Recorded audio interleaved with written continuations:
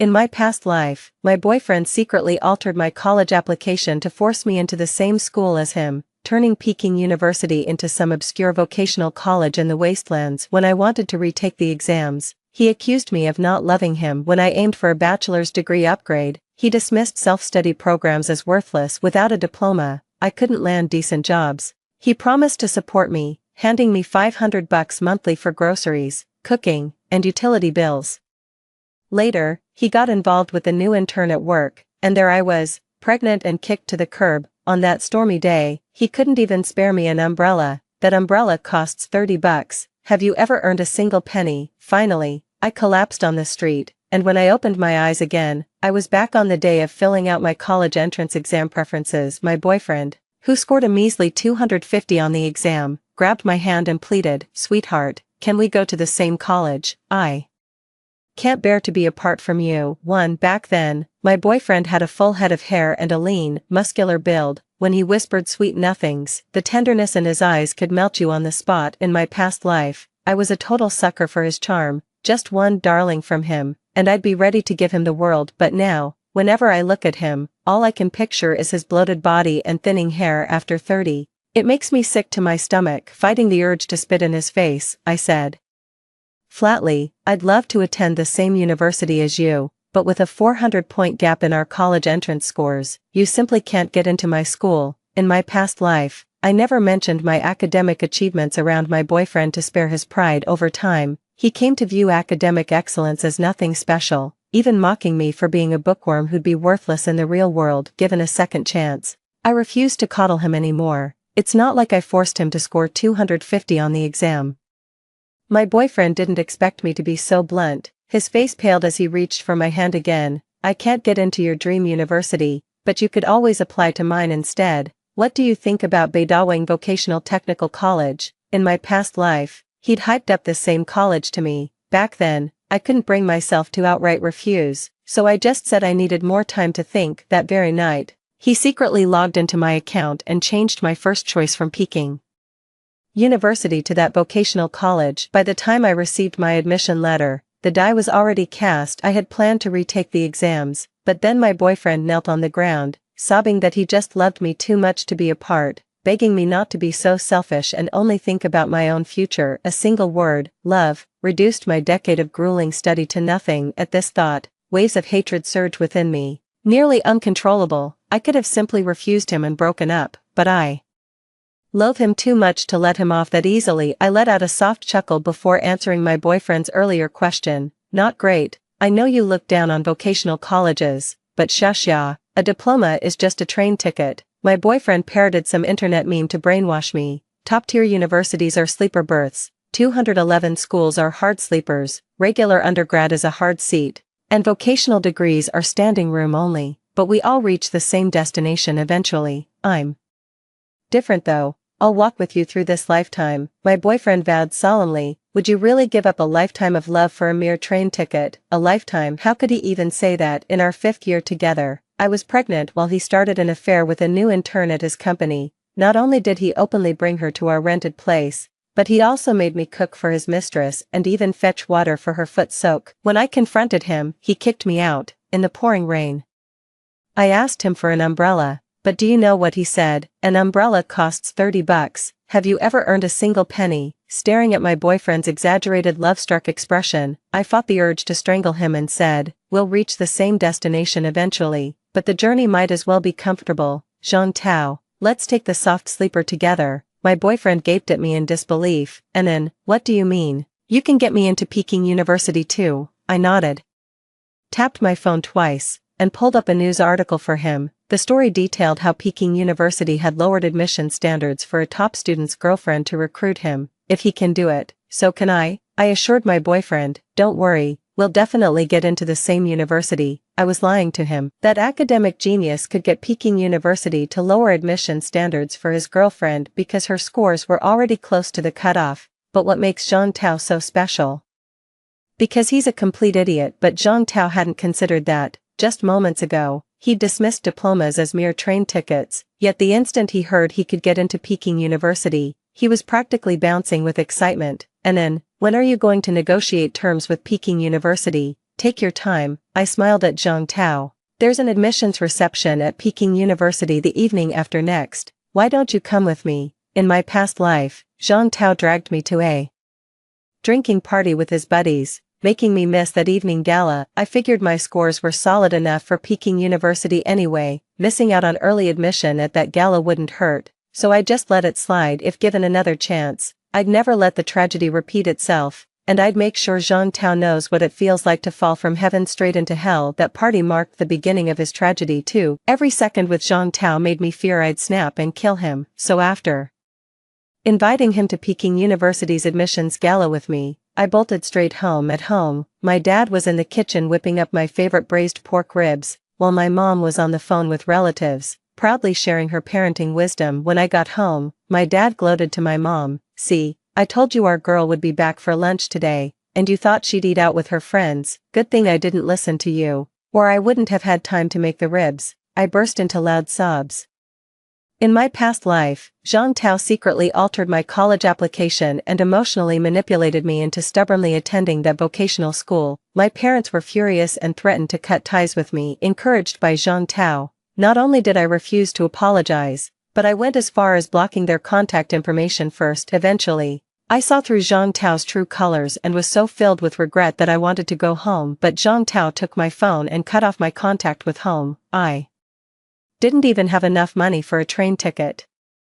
I miss my parents so much. My parents were startled by my sobbing, thinking I'd been mistreated out there. I wiped away my tears and lied to my parents, saying I'd just watched a really touching movie with friends, but inside, my hatred for Zhang Tao burned even fiercer. I pulled out my phone and texted Zhang Tao, saying since we wouldn't know when we'd see each other again after starting college, why not round up the guys tonight for a farewell dinner? Most of Zhang Tao's buddies went to vocational high schools, while the rest were perennial stragglers in class. They ran together as a pack, up to no good and into everything except anything decent. In my past life, I couldn't stand Zhang Tao hanging out with his crew, always worried they'd be a bad influence. Every time he dragged me to dinners with them, we'd end up fighting. Looking back, Zhang Tao fitting in with that crowd was truly a case of the pot calling the kettle black. This time, I took the initiative to treat Zhang Tao and his buddies to dinner, which genuinely surprised him. He agreed immediately. "You've become much more understanding lately, babe." Zhang Tao quickly sent a location pin. "I'll take Li Wei and the guys to this place." He picked a Japanese restaurant costing 500 per head. I lowered my gaze slightly and typed,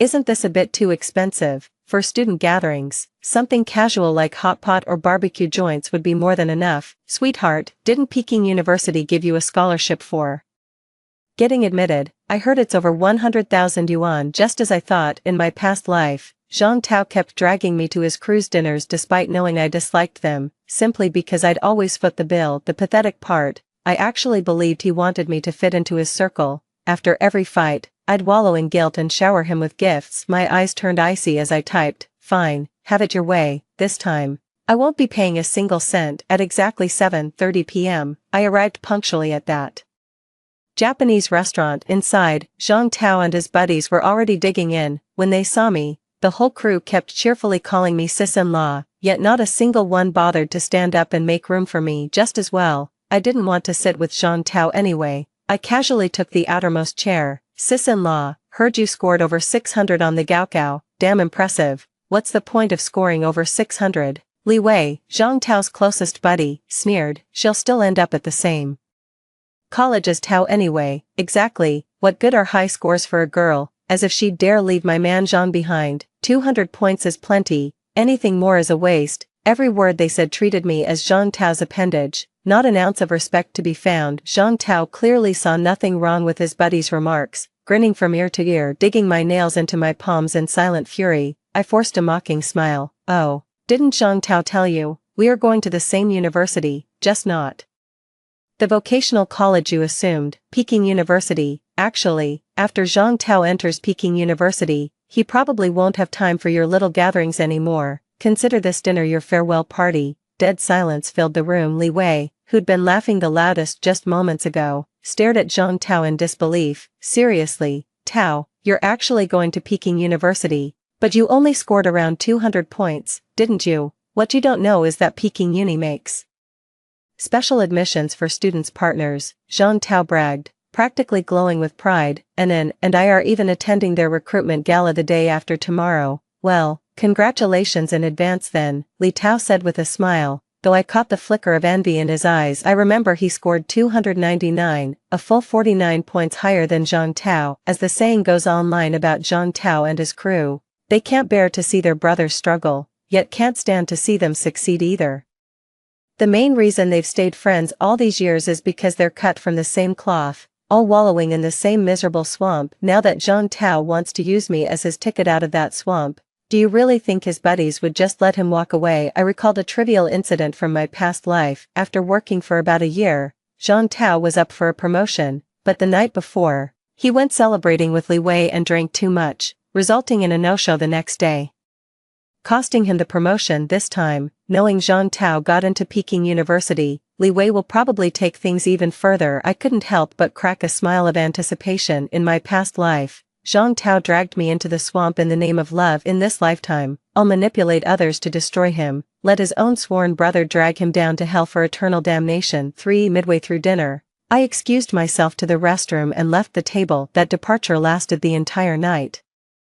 During that time, Jean Tao called me several times. I deliberately ignored the first 2 calls. When I finally picked up the third, I just said, "My parents showed up unexpectedly, I'll talk to you later." Without waiting for his response, I slammed the phone down with a thud and immediately powered it off, fast. That's all I'm saying. And only once after finishing everything, I lounged in the private booth on the 2nd floor, legs casually crossed, secretly observing the commotion in the main hall downstairs. Jean Tao's table was in complete disarray. The waitress stood beside them, politely informing them that the checkout counter was to the right of the exit and offering to escort them there herself. Jean Tao's face darkened as he clutched his phone, stubbornly dialing my number several times. Finally, upon hearing the robotic "The number you have dialed is currently switched off," he looked ready to grind his teeth to dust. "Your total comes to 13,988 yuan, who will be settling the bill?" The waitress maintained her polite smile, though her eyes had grown suspicious, clearly suspecting Jean Tao's group might try to dine and dash. Jean Tao's buddies sensed something was off.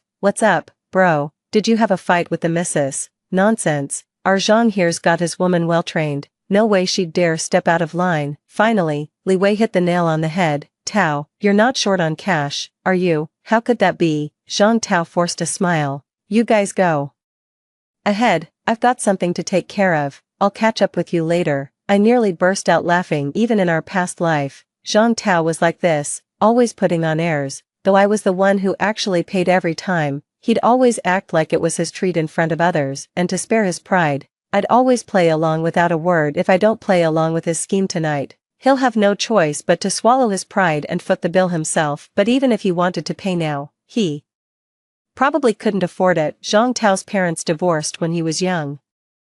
Within 2 years, both had started new families, leaving little affection for him. The unwanted product of their failed marriage, covering his living expenses and tuition, was already going above and beyond for them. Pocket money was completely out of the question tonight. His buddies came with a freeloader mentality after hearing he got into Peking University, ordering extravagantly. Who knows how many bottles of sake they went through. Jean Tao assumed I'd foot the bill and splurged without a care. Now that it's his turn to pay, he suddenly learned the meaning of financial pain. I watched helplessly as Jean Tao maxed out his credit line on Huabei, still couldn't cover the bill, and had to swallow his pride, calling his buddy Li Wei back to borrow money. "My money's tied up in stocks, won't be liquid for a couple days." Look who's still refusing to admit defeat, still playing the stock market. Li Wei mercilessly exposed Jean Tao's lie. "You're treating your partner like a stock, aren't you?" Jean Tao rubbed his nose and muttered something unintelligible. "I didn't catch that." Li Wei clapped Jean Tao on the shoulder, his voice slurred from too much drink. "Listen kid,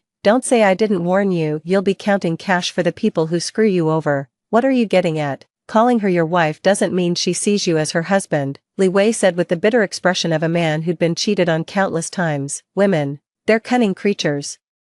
You need to find leverage over her, something to keep her in check." A chill ran down my spine. It's happening. After waiting all night for their divisive tactics, they've finally made their move. For early the next morning, Jean Tao showed up outside my apartment building holding a cup of soy milk. "Honey, I brought you breakfast, come down and get it. Yeah right, the breakfast was just an excuse. He probably came to collect last night's dinner money. I stayed curled up in bed, deliberately waiting a good while before lazily replying, my parents caught me drinking yesterday and grounded me today. You'd better head back. Can't I just see you for 1 second? Zhang Tao pleaded desperately. Don't you miss me? I miss you so much. I was up all night last night getting in 4 drip. Do you know what was in that 4? A sleepless night missing you. Those cringy pickup lines almost made me puke. I typed with a deadpan expression. Gotta go. My mom's knocking on my door, but I couldn't afford to blow up at Zhang Tao now, or it'd ruin my whole plan, so I sent another message, about last night's dinner bill. The typing indicator kept flashing. Clearly, Zhang Tao was thrilled I brought up last night, too excited to contain himself, yet pretending to be reserved while waiting for me to offer reimbursement. Since you've already paid,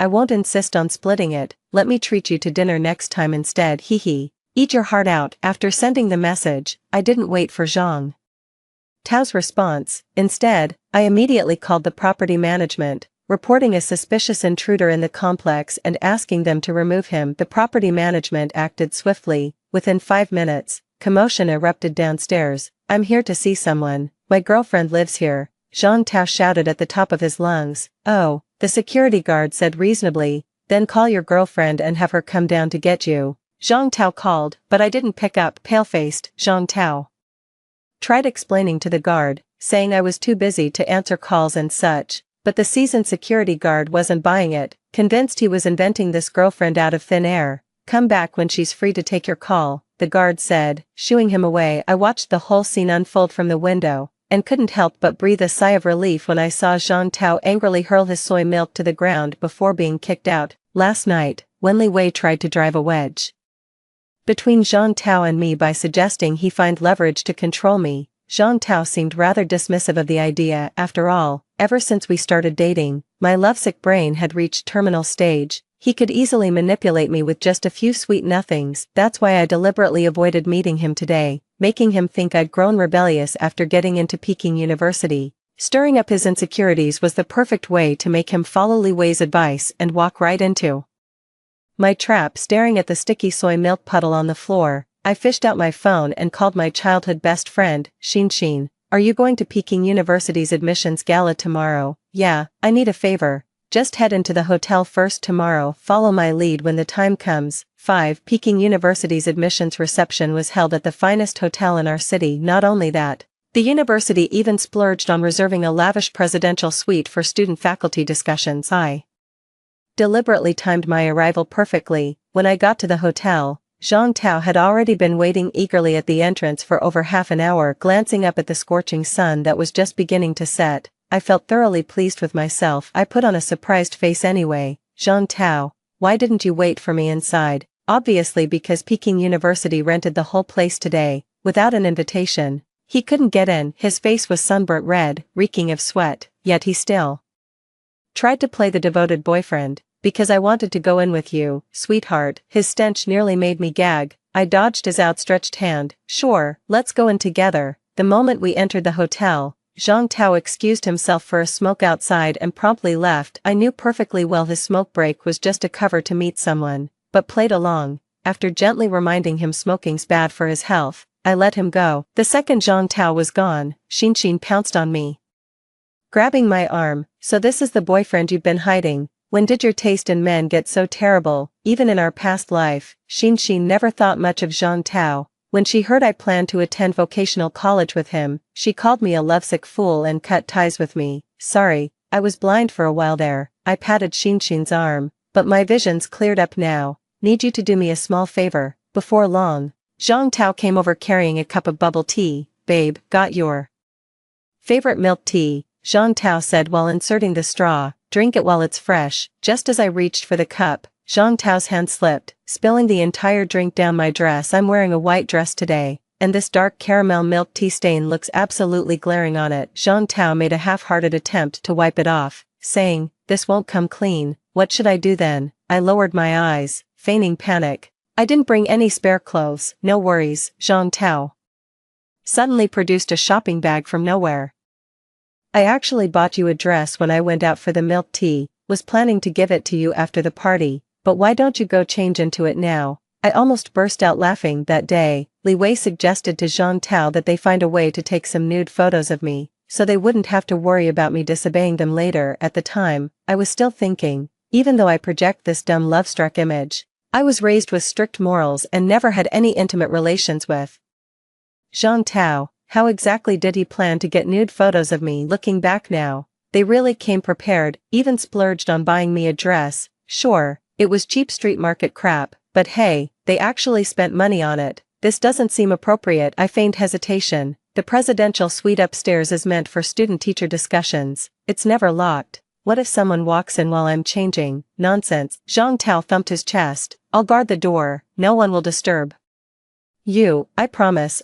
So Li Wei's already hiding in the room. After a few more token refusals, practically reducing Zhang Tao to begging on his knees, I finally reluctantly agreed to change inside. Before heading upstairs, I shot Xin a meaningful look, and she flashed me an okay sign in response that put my mind at ease. 6. The presidential suite was spacious, featuring not just a bedroom but also a dedicated reception lounge. As I circled the room, I noticed the bedroom closet slightly ajar, and immediately knew what was up. Pretending not to spot Li Wei inside, I stood before the closet with my hand on the dress zipper, feigning like I was about to undress. Then, why's this zipper stuck? I kept up the zipper charade for 5 whole minutes, nearly driving Li Wei to leap out in frustration. Finally, Zhang Tao's shocked voice erupted from the doorway. What are you doing? My girlfriend's changing in there. Then came Xin's voice. I saw with my own eyes a man sneaking into this room. Could he be some kind of fugitive? Security guards, you must check inside. But, my girlfriend is changing clothes in there. I opened the door, feigning surprise. Zhang Tao,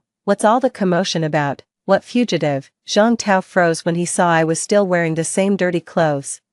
Why haven't you changed? My zipper's stuck. Been struggling with it forever, I said while stepping aside to let the security guards pass. Sir, could you check inside if there's really some fugitive hiding in there? That'd be way too dangerous. Zhang Tao couldn't stop them in time, his face turning pale. Like I said, this is the finest hotel in our city, so naturally their security team is top-notch. The moment they entered, they spotted Li Wei hiding in the wardrobe. When dragging him out, they accidentally knocked his phone to the ground. The phone screen was still open on the camera app. Turns out he's not a fugitive, just a damn creep with a camera. Xin's booming voice drew a crowd instantly. Call the cops. This pervert's been hiding in hotel rooms taking sneaky shots. I feigned perfect shock. Zhang Tao, why on earth would your best buddy be here? Zhang Tao's already sluggish brain short-circuited completely under the sudden pressure. Terrified of getting arrested, Li Wei immediately pointed at Zhang Tao. It was him. He paid me to sneak into this hotel and film you changing. Go arrest him if you want. This has nothing to do with me. Before Li Wei could finish shifting blame, Zhang Tao lunged at him and punched him square in the face. Bullshit, this was your idea all along. Li Wei wasn't the type to take a beating quietly, and soon the two were brawling. In the chaos, Zhang Tao accidentally kicked Li Wei in the groin. With a piercing howl, Li Wei doubled over and collapsed to the ground. When the police arrived, Li Wei's face was still beet red, unable to even crawl to his feet. The officers yanked him upright first, then told Zhang Tao to come with them. Zhang Tao panicked instantly. His face was swollen like a pig's head, blood trickling from his mouth as he put on a pitiful act, begging me, honey, say something for me. I reached out, took the half-empty Coke bottle from Xin, and before Zhang Tao could finish speaking, unscrewed the cap and poured the entire contents over his head. Zhang Tao, we're through, you make me sick. Both Zhang Tao and Li Wei were taken away by the police. The bad news is, since no serious harm was done, both men only got 15 days of administrative detention. The silver lining, during the fight, Zhang Tao kicked Li Wei right in the family jewels and left him permanently damaged. Li Wei's family demanded 200 grand in compensation, threatening to have Zhang Tao crippled if they didn't pay up. Zhang Tao was terrified. He couldn't come up with that much money, so he had to turn to me. Honey, I was wrong. I shouldn't have listened to Li Wei and taken those nude photos of you. I just love you too much. Oh, so getting Li Wei to take nude photos of me is your way of showing love? Sweetheart, you know my family situation. You're all I have. Sympathizing with men brings a lifetime of misfortune. I've already learned that lesson the hard way in my past life. Darling, I know the school awarded you 200,000 yuan, hand it over to help me out, and I'll remember this favor forever. What do I care about your eternal gratitude, disgusting Guanin, must you really push me? To this point, this was the last message Jean Tao sent me. I reread it several times, then blocked him with great satisfaction. A cornered beast will lash out. Had he not panicked, I wouldn't have been able to trap him. 7. Sweetheart, what on earth did you buy? My dad was utterly astonished seeing me hauling in a mountain of delivery packages. I grinned and said, oh, just some little things. Dad, aren't you on night shift today? You'd better get going or you'll be late. My dad nearly stumbled from my push, eyeing me suspiciously. Your mom's out tonight. Are you planning something shady? Wouldn't dream of it. I waved sweetly. Bye, Daddy. As the door clicked shut, I leaned against it and let out a long, relieved sigh. Right now, my little X account has a fresh post. Parents out tonight, time for an epic evening. There was only one like, from a ghost account with no profile, but I recognized it as Jean Tao's burner account. I've been holed up at home these days. Jean Tao couldn't even get near me. Li Wei kept piling on the pressure. Rumor has it he once brought thugs to chat with Jean Tao's grandma. She ended up in the ER before the heart-to-heart was over. Jean Tao's running out of time. He won't let this golden opportunity slip tonight. Before bed, I double-checked the house. With everything perfectly prepared, I finally lay down, my heart pounding like a drum. Memories of my past life flooded back. In my past life, I realized my associate degree wasn't recognized in society, so I signed up for the college upgrade exam. Right before the test, Jean Tao tried to stop me, saying self-study diplomas were worthless and I shouldn't waste my time. He'd already tricked me once during college applications. Why would I trust him again? I insisted on leaving, but before I could reach the door, Jean Tao grabbed my hair and slammed me violently to the ground. That was the first time Jean Tao laid hands on me. He was incredibly strong. When he kicked me in the stomach, the pain left me gasping for air, completely defenseless.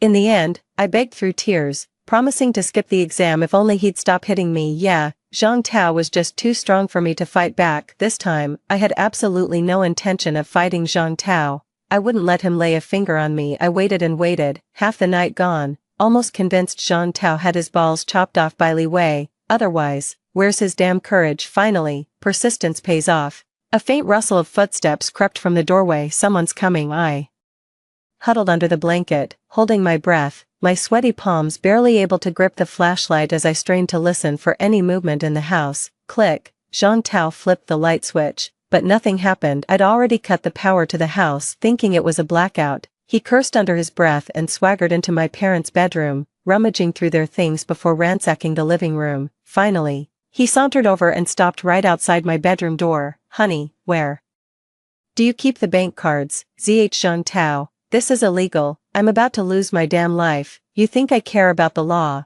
Jean Tao sneered, his voice dripping with malice. I warned you not to push me this far. If I go down, you're coming with me. I burrowed deeper under the blankets, seeing he'd frightened me. Jean Tao snorted smugly. Even a day as husband and wife brings 100 days of affection. We had our good times. I don't want to get rough with you. Just hand over your bank card with the PIN, then sign a statement saying it was voluntary. Do that, and I won't lay a finger on you. Deal. Peeking slowly from under the blanket, my voice quivered. You mean it? Damn straight. Jean Tao is both academically challenged and legally clueless. He genuinely believed signing that agreement would absolve him of any legal wrongdoing. I could exploit his stupidity, pretend to sign the agreement, then report him for residential burglary after he leaves, landing him a few years behind bars. This is the safest approach, but whenever I recall the beatings from my past life, the hatred burns so fiercely I wish he'd rot in prison. So I went with the second option. 8. Jean Tao. I called out Jean Tao's name, and just as he turned to look at me, I clicked on the high-powered flashlight I'd been concealing in my hand. In an instant, the pitch-black room became bright as daylight, literally blindingly bright. Jean Tao instinctively raised his arm to shield his eyes, yelling holy shit. Seizing the moment, I swung the flashlight like a baton, striking Jean Tao several hard blows before darting past him and barricading myself in the bathroom. I immediately called the police. Officer, there's a home invasion in progress at, you fucking bitch, how dare you hit me? Outside the bathroom, Jean Tao was furious. Ignoring the blood from his head wound, he charged to the bathroom door and started viciously kicking it. Thankfully, I'd previously warned my parents about the safety risks of glass doors, so they'd replaced it with a sturdy wooden one. But one glance at the warping door lock told me this wooden door wouldn't hold much longer. so I immediately moved to plan B. I triggered the hidden alarm in the bathroom. I'd researched online before buying this compact yet deafeningly loud alarm with marathon-grade battery life. Its shriek could make you swear Japanese troops were storming the village. Right on cue, every light in the building flared to life the moment the alarm sounded. The property management heard the commotion and sent someone to investigate. Zhang Tao panicked. He turned to flee,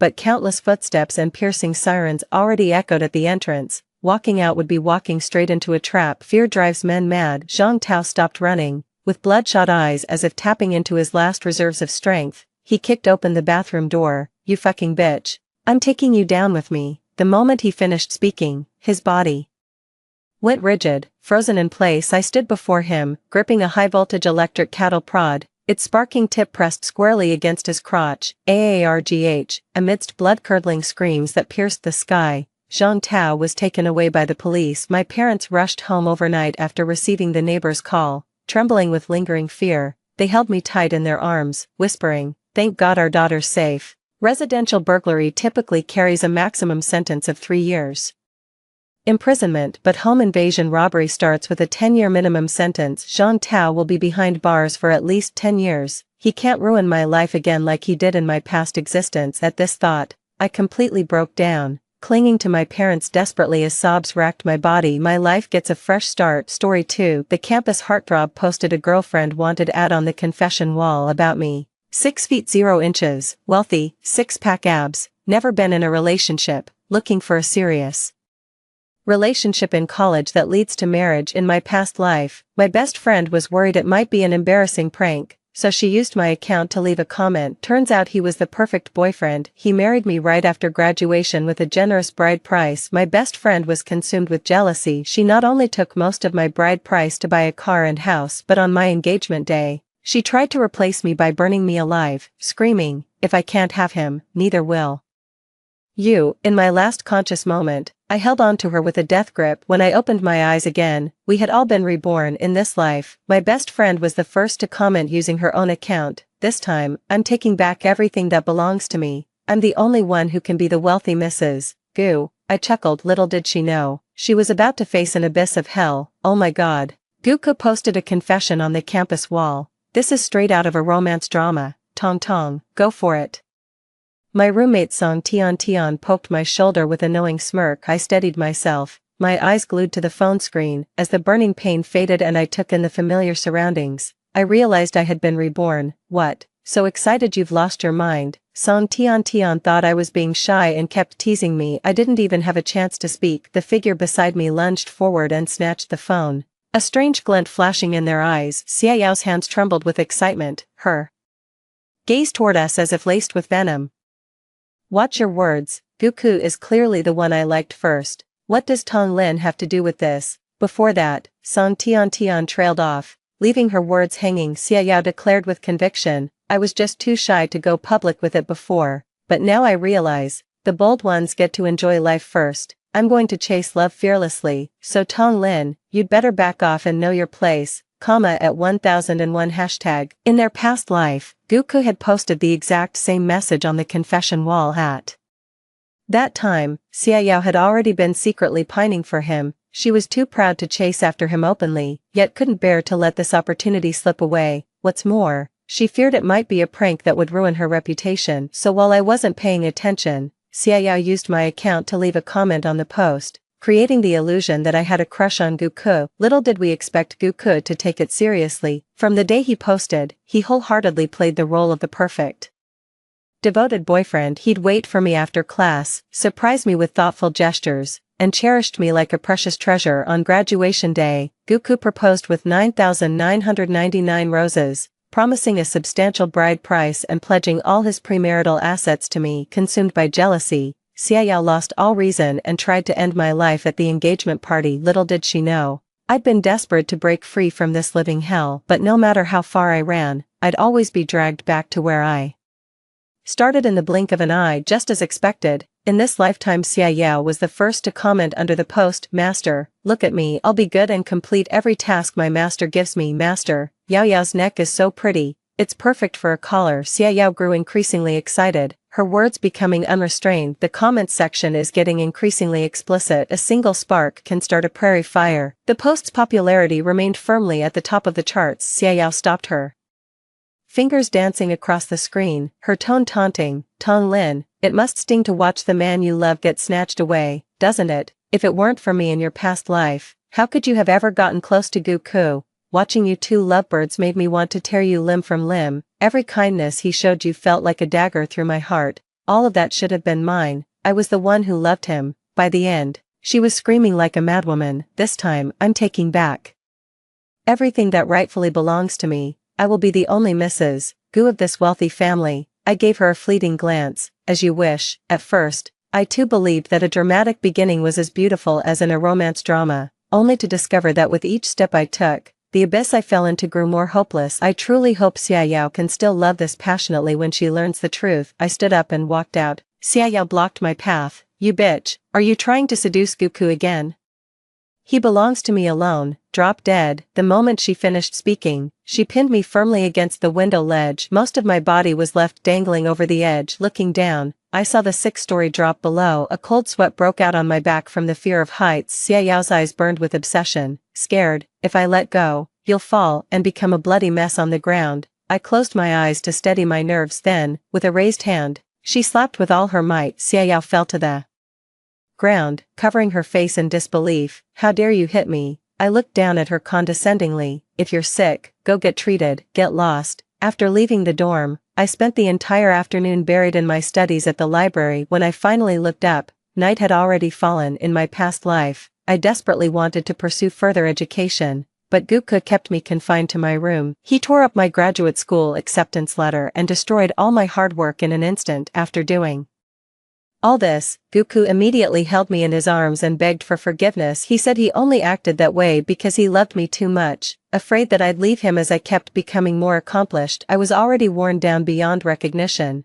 The prolonged emotional manipulation had shrunk my world until Guku was all that remained. I became like a puppet going through the motions, empty inside. Since fate has given me a second chance at life, I won't make the same mistakes again. At 1001 #, the floor to ceiling window was knocked on. Song Tian looked visibly tense. Realizing something was wrong, I hurried outside. Xiaoyao hasn't been bothering you, has she? I shook my head. She let out a sigh of relief and continued. She left comments under that post, but Guku didn't respond all afternoon, so she went and made a huge scene outside his dorm building. Now we all get to enjoy a trip to the advisor's office together. Me, what the hell is this crap? I'm so pissed off I could laugh. The reason Guku isn't responding is because Xiaoyao exposed his secret kinks to the world. A man like him, so obsessed with saving face, would never allow any stain on his reputation. Of course he'd dodged the question and refused to respond, but thinking about it now, they're truly perfect for each other. Both are complete and utter scumbags. In the office, Xiaoyao was weeping uncontrollably, her face streaked with tears. The counselor repeatedly picked up and set down his teacup. A dense crowd of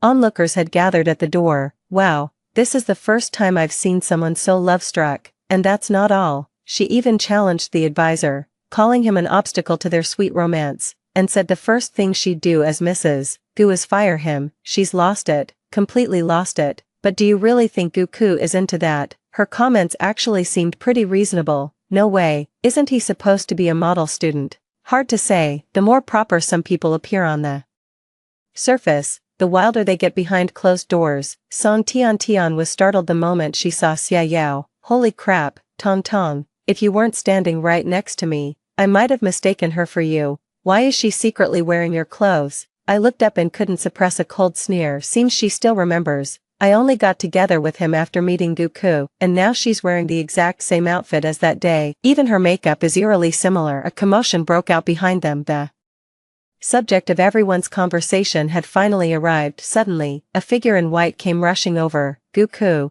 I've missed you so much. At the same time, a mechanical voice sounded. Target located. Host, please begin the mission. The target is wearing a white dress, has long black hair, and an oval face. Guku's gaze fell upon me. Xiaoyao seized the moment to fall into his arms. Ah, what's that noise? My head is killing me. Why do I hear mechanical sounds? Guku exclaimed in surprise. It's you.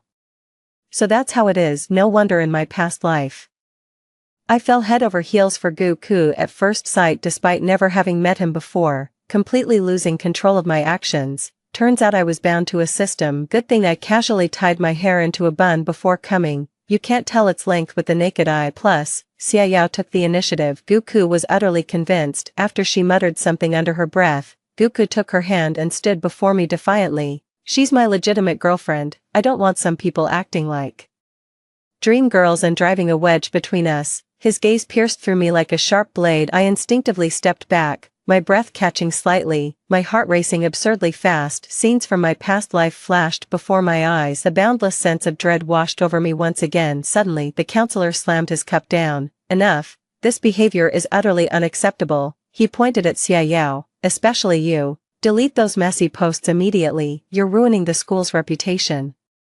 Unfazed, Xiaoyao lifted her chin and retorted, freedom of speech is every citizen's right. Why should I listen to you? Don't make me ask Goku to have you fired. Don't you dare try to sabotage our relationship. We're truly in love. Goku's expression shifted slightly as he tugged at Xiaoyao's sleeve, signaling her to watch her words. To my surprise, she didn't pick up on the hint at all. Instead, she became even more brazen. What's there to be afraid of? He's already pushing me around now.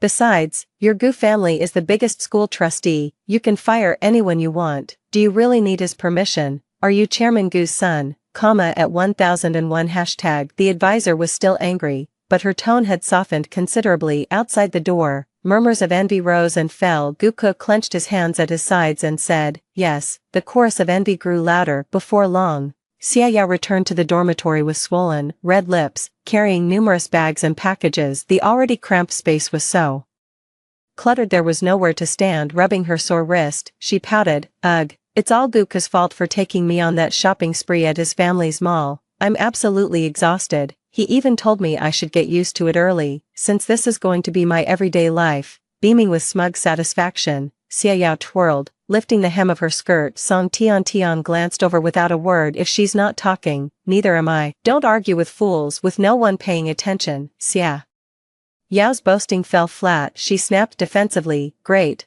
I knew you couldn't stand to see me doing well. You've always looked down on me, and now that I'm about to marry into wealth and become a lady of leisure, you're pushing even harder. This is school bullying. Me and Song Tian shot to her feet, fuming with rage. We look down on you, then hurry up and pay us back for the utilities and dorm fees. How dare you take advantage of us and then play the victim? Since the start of the university semester, Xiaoyao hasn't paid a single cent. Every time the power went out or the water was cut off, she would just pretend not to notice. She would stubbornly wait it out until we got back. The moment we mentioned splitting the bill, she accuses us of looking down on the poor every single time. It's me and Song Tian who end up paying for her. Fine, split it then. How pathetic to nickel and dime over such trivial amounts. Don't you know Goku's an A8, can you even count that high on one hand? Consider this money my charity to you. Xiaoyao tossed it down with a flourish, leaving a single red 100 yuan bill lying lonely on the table. Speechless, anyone would have thought she'd thrown down a check. I picked up the money and shot Song Tian a look. Wow,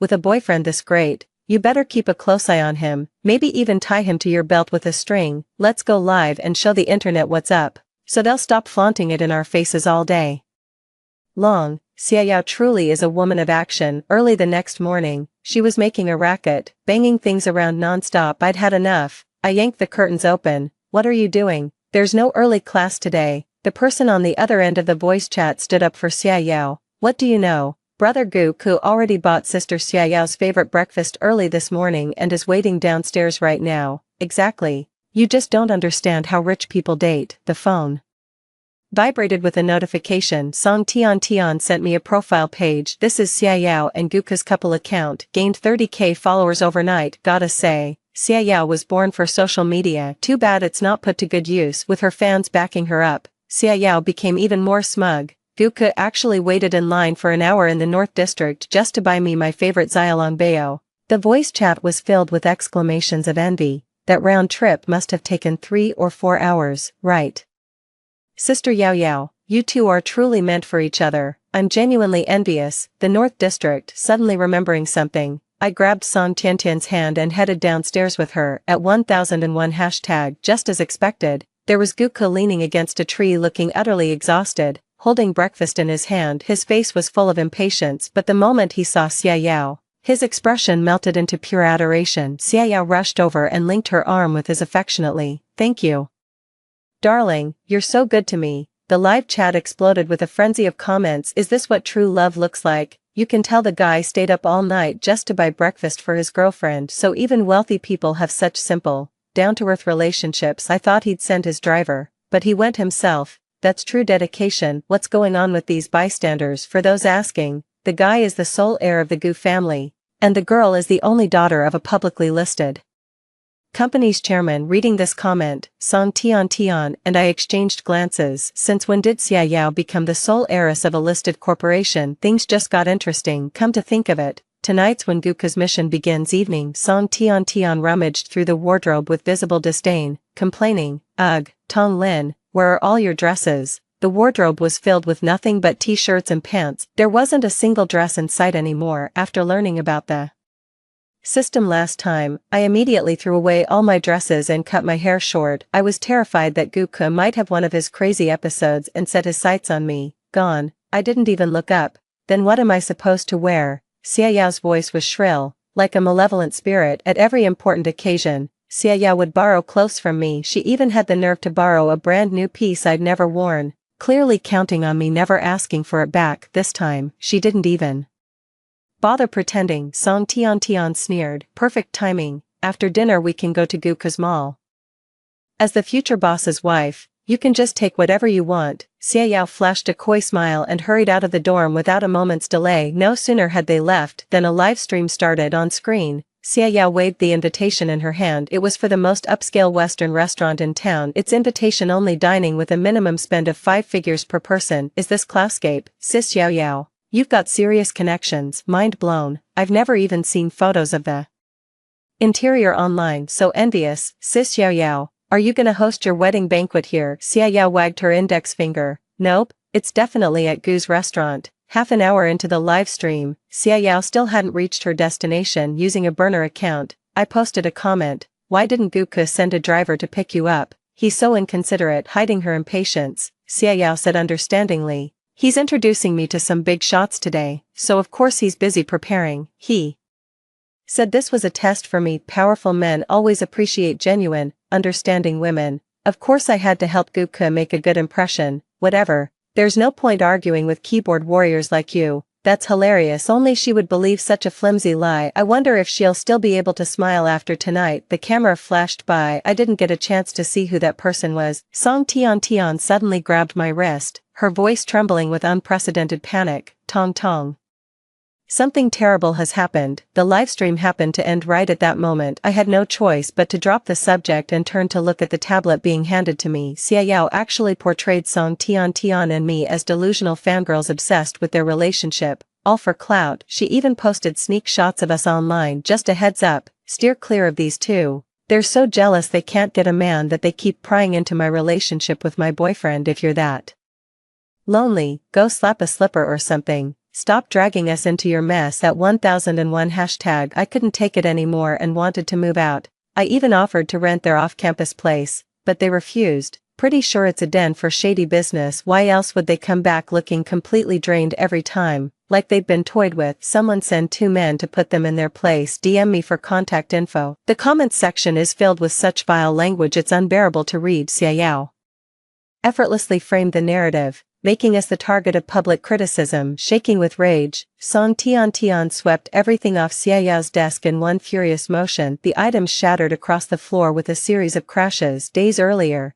Xia Yao had asked Song Tian for the apartment key, using the excuse that she didn't want to travel back and forth. After being refused, she showed no reaction. Little did anyone know she was saving up for a major blowout, not only twisting the truth but also spreading malicious rumors. A man whose heart is not content is like a snake which tries to swallow an elephant. Xia Yao deserves to die. I forced myself to calm down, gather all the evidence and hand it over to our legal team. Song Tian nodded while recording the screen. Our in-house counsel earns an 8-figure salary and has never lost a case. She'll regret ever crossing me. Xia Yao was gone for 2 full days, only dragging herself back to the dorm on the 3rd day, completely Drained, one look was all it took for me to see she had willingly given in, which confirmed my suspicions. Goku is bisexual. He's playing both sides, catering to the big shots while squeezing money out of his targets. Every completed mission earns him a hefty payout. Take the last time Xiaoyao met the big shot, for example. It had nothing to do with discussing cooperation.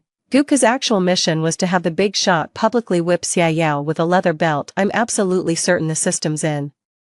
These two lifetimes are not the same, perhaps because of the rebirth. I can always remotely witness the events Xiaoyao experiences. The moment she stepped inside, her already hoarse voice erupted in a shrill shriek. Who threw all my things on the floor? Which bitch did this? Xiaoyao's sharp gaze locked onto me. Tong Lin, it was you. With that, she charged at me like a madwoman. Song Tian stuck her foot out. With a loud thud, Xiaoyao tumbled to the ground, the bottles and jars clattering against her back. She grimaced in pain. It's me, Song Tian said. Since you're about to become a wealthy lady, I thought I'd clear out these things that don't suit your new status. Wouldn't want people to get the wrong idea. Don't mention it. Xiaoyao's chest heaved with barely contained anger. These were things she'd scrimped and saved for. Losing them felt like having flesh torn from her bones. I fanned the flames at just the right moment. Why not just go buy a new one at Goku's department store? Oh, I almost forgot you're the future lady of the Gu family. The whole mall practically belongs to you. Xiaoyao's eyes lit up,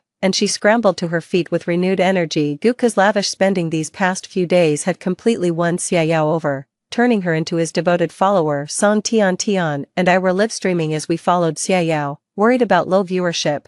I took a cue from Jihu and crafted a sensational title, Tycoon's Girlfriend Splurges. Fortune publicly pays for fans' shopping spree. Bystanders flooded the comments, accusing me of being desperate for clout. With this kind of content strategy, how will your two elderly family members cope? This can't be an ad, can it? At 1001 hashtag just passing by. Where's the ad? The font style is so obvious. It's clearly an ad for tomato. Until I turned the camera to Xiaoyao, who was accompanied by her top fan. Only a stranger would believe I was serious. Xiaoyao was taken aback, then slightly displeased. What are you all doing here? The top fans all started talking at once. We saw online that you were planning to buy us gifts, so we came. Exactly, we came in person because we were worried you might not pick the right one. I even made a gift list. You're our goddess. After all, anyone who worships Xiaoyao like a deity can't be a decent person. They all want to follow the same path, using men as stepping stones to climb the social ladder, as Bierce once wrote in The Devil's Dictionary. Bride, a woman with a fine prospect of happiness behind her,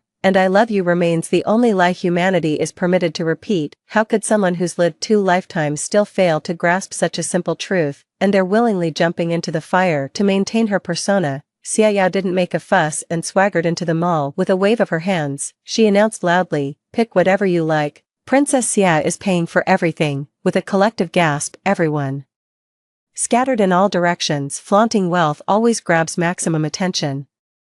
In no time, Xiaoyao went viral. Major influencer accounts scrambled to repost the content. Half an hour later, Goku came running over, drenched in sweat. Goku, over here. Xiaoyao pointed at the shopping bags at her feet. Hurry up, these are killing me. The moment the words were spoken, the scheming little group instantly closed ranks. They stared at Goku with predatory intensity. Xiaoyao stepped forward to stake her claim. Honey, have the driver take these home right away. Song Tian and I exchanged a glance, barely holding back our laughter. There was no driver in sight. Goku had just gotten off a shared bike, so rushed that he didn't even lock it. Give us a ride while you're at it. We came all this way. Shouldn't Sister Xiaoyao compensate us? The lead fan spoke while subtly showing off her figure. Goku frowned, his eyes inscrutable. The next second, he affectionately booped Xiaoyao's nose. I bought you something better and had the driver deliver it to your dorm. Let's not keep these. Alright, no way, I'll take these too. Xiaoyao rejected him without a second thought. Completely ignoring Goku's pale face, she glanced around. Where's the bodyguard? Tell him to come get this stuff. Docked pay for you. Zero situational awareness. With that, she walked out carrying the shopping bag. Before she could even step out the main entrance, a security guard stopped her. Miss, you haven't paid for these items yet. You can't leave the store, Xiaoyao retorted arrogantly. This is Goku's mall. I can take whatever I want. Since when do I need to pay? The arriving mall manager was baffled but maintained basic courtesy. Miss, here is the bill for your and your friend's purchases. If you have any questions, we can resolve them right now. Xiaoyao rolled her eyes with an air of superiority. Preposterous, you don't even recognize the sole heir of the Gu family, the designated successor to the Gu Empire. Are you all completely useless? The contempt in her final remark was utterly undisguised. The live stream erupted into chaos. That's odd. It's like these people genuinely don't know Gu Ku. Same here. The confusion in their eyes when they heard the name seemed real, but this is clearly the Gu Corporation. What's going on? Well, rich people value their privacy. It's not surprising they don't know him. What's so strange about that? They're just well protected at home. While the online debate was raging, the overbearing atmosphere on-site was equally formidable. Just then, a Maybach pulled up at the entrance at 1001 #. All the staff rushed to the entrance to greet them. Gu Ku had already found out that the mall owner was a woman. As soon as she came down, he would take the initiative to greet her and smooth things over for the moment, then later fabricate a pitiable backstory. The matter was resolved with ease, Gu Ku thought with unshakable confidence. The car door swung open. A poised young woman in her 20s stepped gracefully out of the vehicle. The word mom caught in Gu Ku's throat. With sharp ears, Xiaoyao rushed over excitedly at the sound of the voice, her face full of flattery. Hello, ma'am, I'm Xiaoyao, your future daughter-in-law. The woman addressed as mother-in-law sized up Xiaoyao discreetly and slowly spoke. Daughter-in-law, that's right, Xiaoyao replied even louder. Your son Gu Ku and I are truly in love. Please don't try to break us apart. Following her gaze, the woman looked at Gu Ku, who was frozen in place. I had no idea I'd acquired a human son. What does that mean? Human son? Can rich people give birth to non-humans? She looks so young for her age. How could she possibly have a son as old as Gu Ku? Could she be a scammer? I don't think so. She's wearing a Chanel 25C, while Xiaoyao and Gu Ku look completely cheap. I've been meaning to say this. The logo on Xiaoyao's clothes is even misspelled. Song Tian and I held each other's hands in a death grip. Drama, major drama. The woman lifted a Pomeranian from the car and declared with gravitas, he's my only son. The rest of you can stop trying to claim false connections, unless you're interested in becoming in-laws. Young lady, ha ha ha ha, that's adding insult to injury. Now that's the art of conversation, asking if she wants to be a bitch. LOL. Genuine question. Is this what they call a public humiliation? Xiaoyao screamed with her hands clutching her head. Gu Ku, you lied to me. Exposed in public. His face turned equally unpleasant. Who told you to come here without my permission? I've said it before, a woman should obey her man at all times. Last time, it was all an act specially arranged by Gu Ku. After being publicly exposed like that, he's probably in for a rough time in the end. Gu Ku had to use his mission bonuses from previous tasks to placate Xiaoyao. Before long, he was nearly broke on the way back to school. Suddenly, a mechanical voice echoed in my mind out of nowhere. Congratulations, host.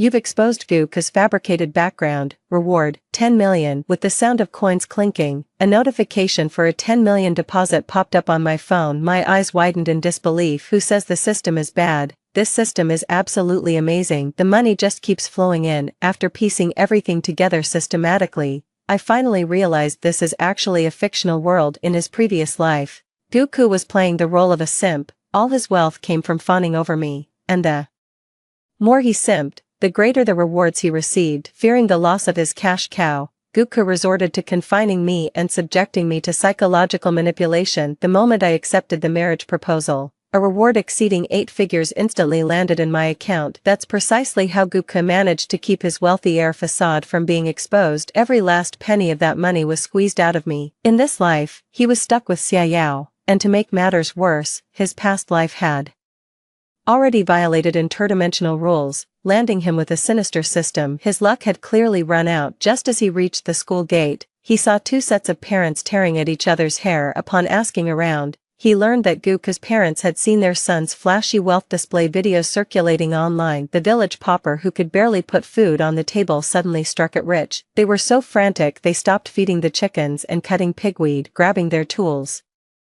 they rushed to the city. Xiaoyao's parents were equally beside themselves with anxiety. They were racking their brains trying to marry off Xiaoyao for a dowry to fund their son's wedding. To their surprise, Xiaoyao proved herself by landing a rich second-generation suitor. Just what they'd hoped for. They rushed to her school to cozy up to her. When fellow townsmen meet, they weep with shared nostalgia. But when these adversaries crossed paths, their eyes burned with pure animosity. Xiaoyao's parents only managed to move to the city because they stole 10 cows from Gu Ku's family. Otherwise, they'd still be stuck in that village, and get this, all 4 of them were each other's first loves. The system was munching on sunflower seeds. Holy crap, this is no transit love, at 1001 hashtag. Turns out we young people are the real traditionalists. Mom, Dad, 2 voices came from behind me. I quickly pulled Song Tian along to secure the best vantage point for the showdown. During the brief lull, I blurted out everything I knew. Her reaction was even more intense than mine. This is going to be World War III. Xia Yao was dragged away by her mother, who immediately demanded compensation for their losses. Mother Gu spat in disgust. How dare you? We haven't even settled the score with you for stealing our cow. Father Xia stiffened his neck defiantly. Where's your proof? Always throwing around accusations. Country folks really have a crude way of talking. Song Tian murmured timidly. Actually, I'm from the countryside too. I brushed aside the bangs blocking my vision and said, whose ancestors weren't the same. The next second, Mrs. Xia dropped an even bigger bombshell. If you don't compensate us today, I'll sue you for rape. Gu Danyui, you slept with me on the very first day we got together. Like father, like son, your son must have defiled my daughter. Mrs. Gu immediately grabbed Mr. Gu by the ear. How dare you lie to me and say I was your first woman, Mr.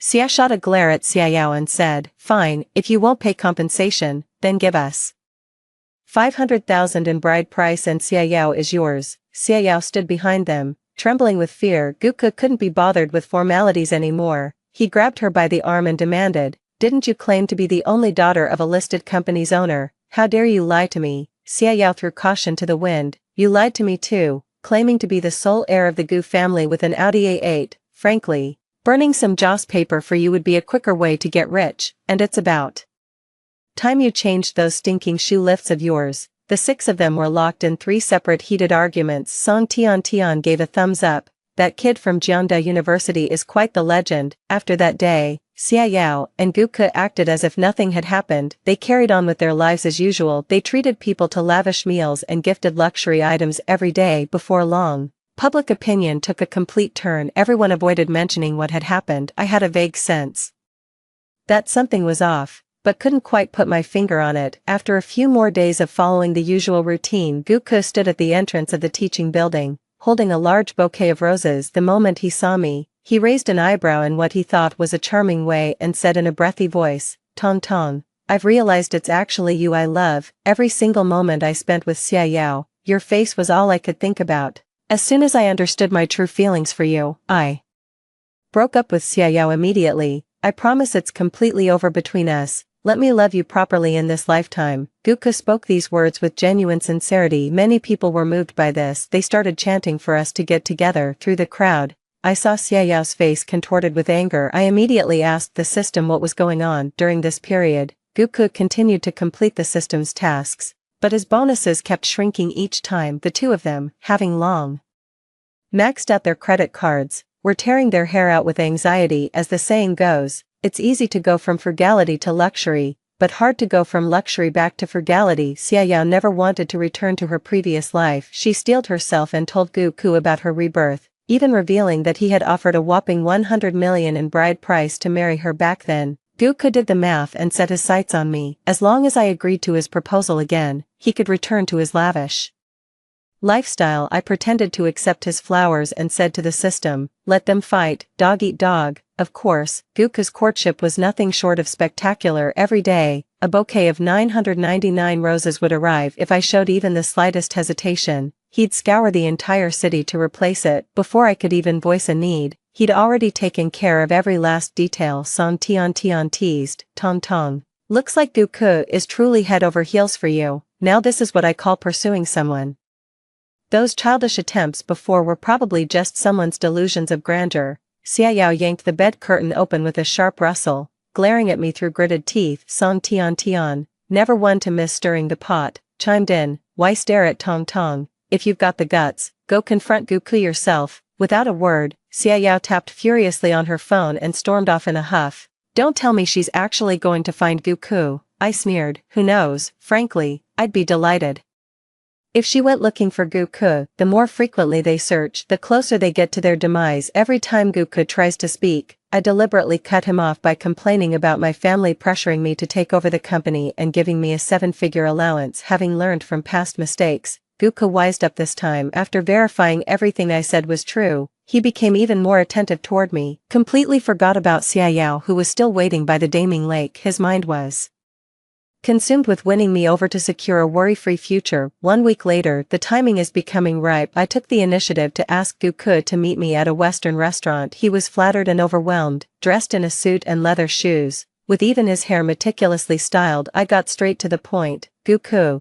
if you can help me deal with Wang Chang, I'll agree to your proposal, at 1001 hashtag. Guku's face turned ashen, then flushed with pallor. Wang Chang was the big shot from last time Guka fell into his hands. He was bedridden for 3 straight days and nights, and only managed to escape by offering up Xiaoyao. Mentioning him was like invoking Guka's worst nightmare, but the temptation to accept the proposal was too great to resist. He agreed without the slightest hesitation. The next day, Xiaoyao completely transformed her usual resentful demeanor. Meticulously grooming herself into an elegant appearance, she applied lipstick while watching my reflection in the mirror. Tong Lin, after tonight, I'll still be the wealthy Mrs. Gu, while you'll be nothing but a despised stray. I played dumb, my eyes holding a smile that didn't reach their depths. The moment Xiaoyao left, Guka eagerly appeared downstairs at the dormitory. He shouted through the megaphone, Tong Lin, I'm taking you to the happiest place on earth. That was the beginning of our love story. Looks like Xiaoyao is determined to win this. With my eyes blindfolded, Guka guided me to a tranquil spot.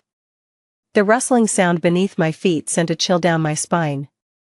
With a sudden look, Guku tore off my blindfold. Before my eyes lay the very place where my nightmare began, a dilapidated rental unit with mold-spotted ceilings and the squelching feel of moss rotting underfoot. Every detail here reminds me that this was where I was imprisoned in our past life. Xiaoyao insisted we had to come here for the proposal. She said this is where we lived in our previous life. Don't you agree, Tong Tong? Guku forcefully straightened my body, his eyes locked intensely on mine. I'd truly underestimated Xiaoyao. Those closest to you always know how to strike where it hurts most. Struggling to shake off the deep-seated fear within me, I forced a smile and said, what are you talking about? I don't understand. Guku laughed heartily. You can't fool me, because, he pointed to the eastern corner of the room, the first place your eyes landed when you entered was right there. Wouldn't it be wonderful if we could be together properly, just like in our past life? This place was indeed where I once dreamed of escaping from. With every attempt to escape, another shackle was added to my bound limbs. Day after day I grew resigned. I became compliant. But now I will never go back to the past. I screamed at the top of my lungs. Xiaoyao is the right one for you. You two are meant for each other. Guka's face twisted into a vicious snarl. Don't mention that crazy woman to me. If it weren't for her meddling, I would have been bound to you from the start. She thought she could play me for a fool. But I've known the truth all along. Don't worry, there's no way she's escaping from Wanchang today. Even if she survives, she'll be half dead. Guka's footsteps drew closer. At 1001 hashtag. Behind me was a rough concrete wall. I closed my eyes, took a deep breath, and asked, Song Tian Tian, is your car out of gas? The moment Guka took me away, Song Tian Tian had already sent bodyguards to protect me in secret. The police will be here any minute now. Song Tiantian's panting voice crackled through the miniature earpiece. Damn it, Xiaoyao's gone crazy. I've been chasing her forever. I'm exhausted. The next second, Xiaoyao's voice rang out. Go to hell, Guku. Her eyes were bloodshot, tattered clothes heaving with her rage, bruised and battered. It was clear what she had endured. Guku had barely taken a step back. Xiaoyao charged forward in a furious rush. The blade went in white and came out red. The wail of sirens grew closer. Freeze, host. Mission failed, world reset, returning to original position. As the dizziness subsided, I gazed at the harsh sunlight streaming through the window. It was finally over. Xiaoyao now faces nothing but legal consequences. Story 2, my childhood sweetheart lost his sight in a car accident. Out of pity, I donated one of my corneas. However, he believed that I had caused the car accident, and that I donated the cornea to blackmail him with my kindness and seek repayment, all just to break up him and his first love. He hated me for his entire life. Before he died, he said that he would rather be blind than see me again. When I opened my eyes again, I returned to the moment when he was about to speed his car to chase after his first love. I pretended not to know anything in this life. I don't want to see him either. In the dead of night, my mother pulled me out of bed as she put on her clothes. She said with a serious expression, hurry up, Aunt Sue called and said that Yachuan had a car accident. Let's go to the hospital right away and check on him. My heart was pounding like a drum. It wasn't until I arrived at the hospital and saw Yi Yachuan's parents anxiously pacing back and forth in front of the operating room that I realized this wasn't a fleeting review before my suicide. I had really been reborn. My mother was busy asking about Yi Yachuan's condition, and several adults were as flustered as children. Instead, I became the only one who could communicate calmly with the doctor.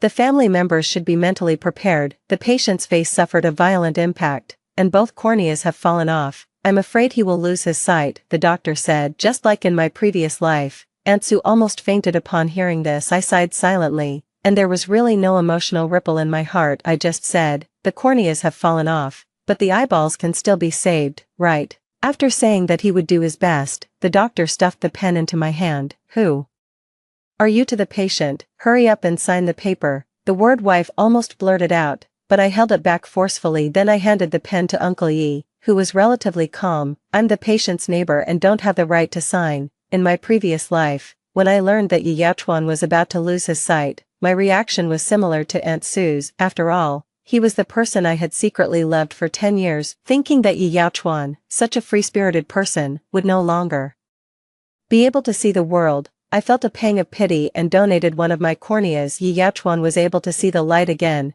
After being depressed for a few days, he proposed to me in the hospital. At that time, he supported me and said, Qing Yan, from now on, we will be each other's light. My 10-year secret love came to fruition at this moment, but I was a bit hesitant. What about Jiyu? I asked. Yi Yachuan sneered and pointed at his eyes. If it weren't for her willfulness in breaking up with me in the middle of the night, how could I be like this? He answered firmly at that time, but less than 2 years after marriage, he changed his attitude by chance. I saw that he asked an AI software more than once, how can I make someone's cornea fall off? Help me design a perfect car accident. Can a person who died of carbon monoxide poisoning still donate their corneas? When I saw these questions, I felt as if I had fallen into hell. I gave him one of my corneas out of consideration for our many years of relationship, but he still wanted to take my other one, so I closed the doors and windows and burned charcoal at home. It was the first time I drank alcohol with Yi Yachuan after marriage. When we were both drunk, I asked him,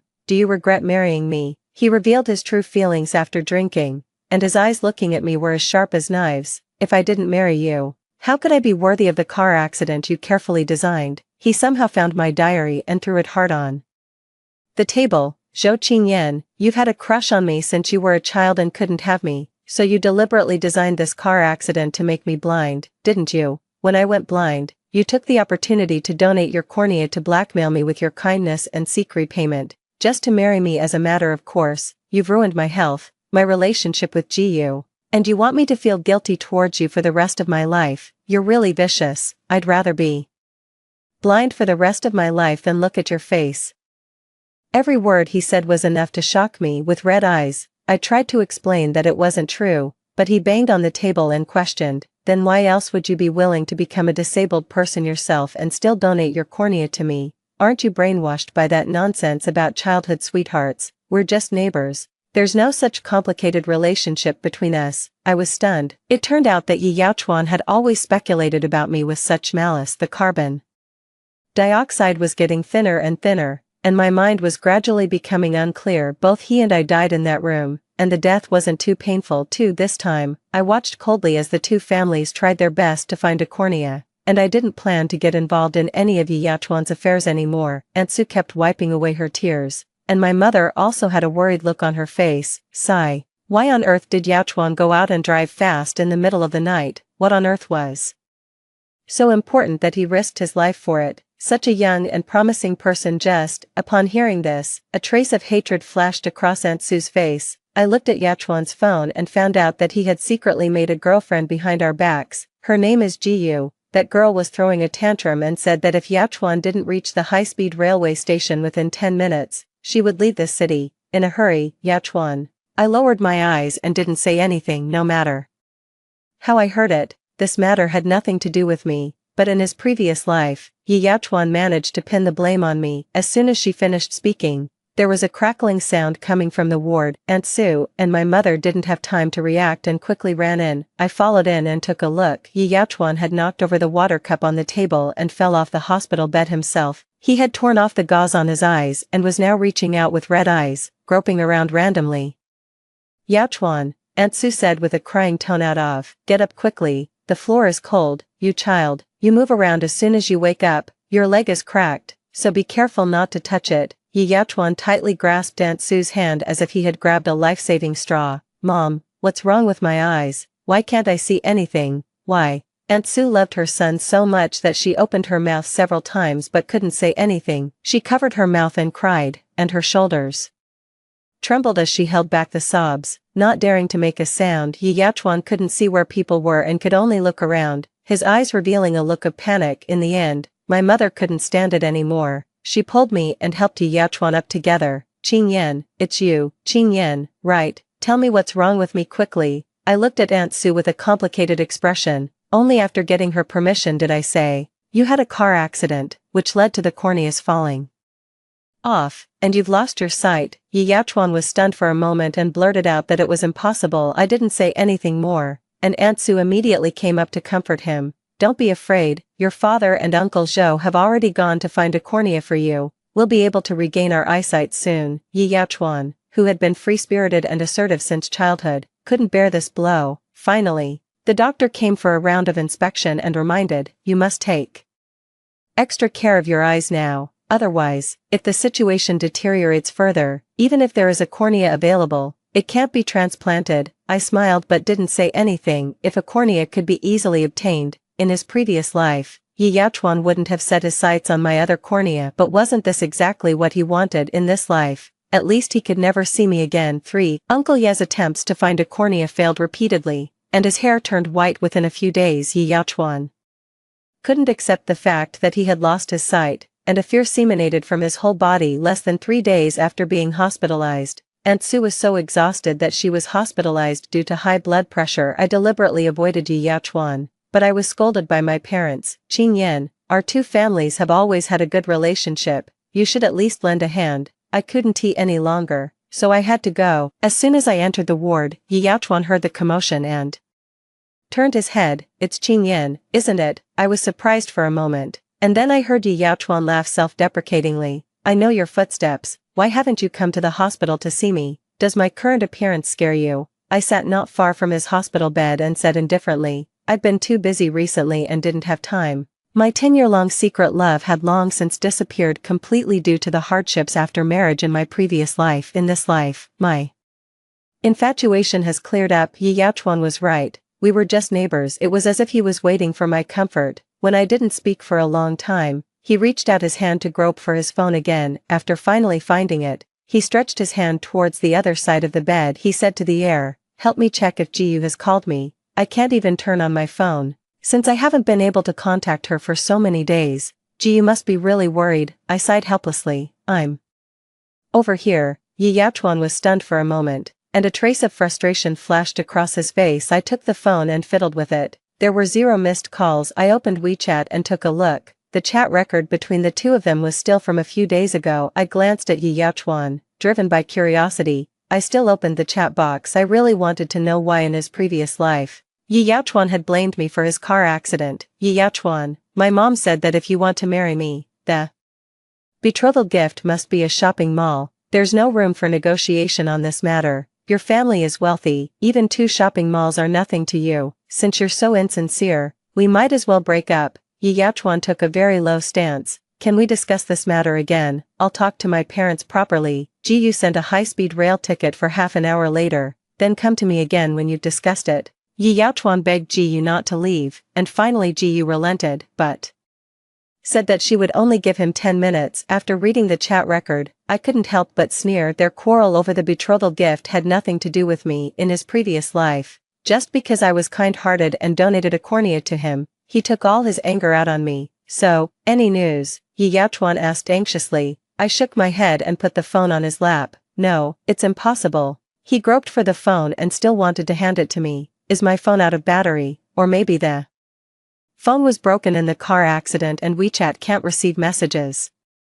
"Qing Yan, can you go and buy me a new phone? Looking at Yi Yachuan's anxious appearance, a trace of satisfaction rose in my heart. I deliberately said, as if taking revenge, Jiyu hasn't contacted you, not even once, for from then on, Yi Yachuan asked me to check the unread messages on his phone every day. As the days passed, Yi Yachuan was clearly getting flustered. She hasn't contacted me for so many days. Why still doesn't Jiyu contact me? Do you think something might have happened to her? I looked at him expressionlessly, but Yi Yachuan suddenly said, help me call Jiyu. The moment the phone was connected, Yi Yachuan's eyes lit up, and this was the first time he had smiled in several days. Jiyu, the person on the other end of the phone wasn't in a good mood. Why are you calling me? I said I would only wait for you for 10 minutes, and you didn't come. Doesn't this mean we've broken up by default? Don't bother me anymore in the future, Yi Yachuan kept explaining.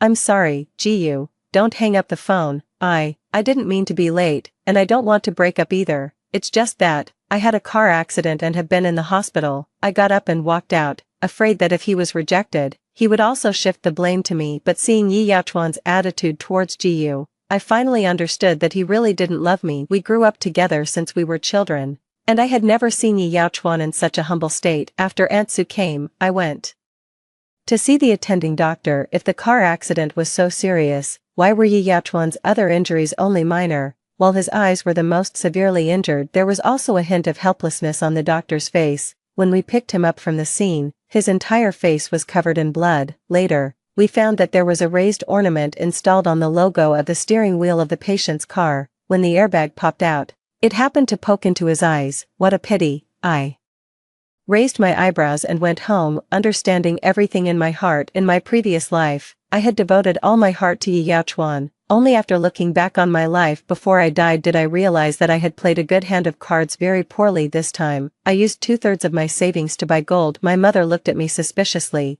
Are you going to open a gold store? I smiled and shook my head. I'm keeping it for appreciation. When my father came back in the evening, he was in a bad mood and let out a long sigh during dinner. Out of the corner of his eye, he kept glancing at me from time to time. We can't find a cornea at all. That child Yachuan is probably... I looked up at my father and said, we should do our best and leave the rest to fate. You've already done your best, even if we can't find a cornea. Uncle Yi won't blame you. My parents both looked at me and probed carefully. Your father is worried that you won't be able to accept it. We know that you and Yachuan have had a good relationship since you were children, and it became even closer when you grew up. If you insist, your mother and I won't object. After understanding the hidden meaning of their words, I put down my chopsticks seriously. Dad, Mom, I don't like Yi Yachuan anymore. It's not because he's blind, it's because he already has a girlfriend. He's not suitable for me. We're just ordinary friends and neighbors. Don't say such things again in the future. My parents were surprised for a moment and then quickly nodded. Yen, don't worry, whatever you choose, we will support you. A week later, my father originally wanted to pick Yi Yachuan up from the hospital, but Aunt Sue helplessly declined. My father, thank you, but Yachuan's friend has come and said that she will take him out of the hospital. You've all gone to a lot of trouble during this time. At noon that day, we saw a girl helping Yi Yachuan get out of the car. Aunt Sue and Uncle Yi followed behind, and their faces showed no sign of joy or anger. I heard that Aunt Sue has always disagreed with this girl coming into the family. Why has she suddenly changed her mind? My mother shook her head and said, Yi Yachuan can't see. Aunt Sue has no choice but to agree. That night, Aunt Sue's family invited us over for dinner. I made an excuse to refuse, but Aunt Sue and Uncle Yi came to our house in person. If Qing Yan is not available today, how about we have dinner another day? Your family has helped us a lot during this time. We don't know how to thank you. You must come to our house for a meal. Leaving Yi Yachuan aside, both in my previous life and this life, Aunt Sue and her husband have always been very kind to me. I couldn't decline and had to agree. When my mother arrived, she went to the kitchen to help Aunt Sue. My father and Uncle Yi got together, scratching their heads and contacting people everywhere to find a cornea. Only I was sitting awkwardly in the living room with Yi Yachuan and Jiyu took on the posture of a hostess and even poured me a cup of tea. I heard that you are the little childhood sweetheart who grew up with Yachuan since childhood. I smiled politely. Not really, we're just neighbors. Out of the corner of my eye, Yi Yachuan frowned, but when Jiyu leaned into his arms, his frown immediately relaxed. Jiyu smiled shyly. Yachuan has become more dependent on me since he lost his sight. I had no intention of competing with her, so I just smiled in Agreement in this life. I just want to keep my distance from Yi Yaochuan. As for whether he, who has lost his sight, is happy or not, it's none of my business. At the dinner table, Aunt Sue and Uncle Yi drowned their sorrows in wine. After 3 rounds of drinking, they were all a bit tipsy. I helped Aunt Sue back to the bedroom. Auntie, you have a good rest. Yi Yaochuan's condition is getting better day by day, don't worry too much. Everyone is still trying their best to find a cornea. Aunt Sue covered her face and burst into tears. We can't even buy a cornea with money. We all know that this is just a hope. I originally disagreed with Ji Yu coming into the family. Qing Yin, you and Yaochuan are the ones who. I interrupted Aunt Sue with a smile. Auntie, Yi Yaochuan and I are friends. You'd better help them fulfill their love. Aunt Sue was stunned for a moment and then nodded, and her tears flowed even more profusely. I helped my parents back home. Before leaving, I looked back and saw Ji Yu looking up at the Yi family's house, her eyes full of greed. According to Yi Yaochuan's personality, he must have looked for Ji Yu after the accident in his previous life, but Ji Yu rejected Yi Yaochuan, who could see with one eye in his previous life, but changed her mind about Yi Yaochuan, who is completely blind in this life. Ji Yu's intentions are probably not pure. 6. Yi Yaochuan and Ji Yu got their marriage certificate soon. Logically speaking, this should be a happy event, but Aunt Sue and Uncle Yi were frowning.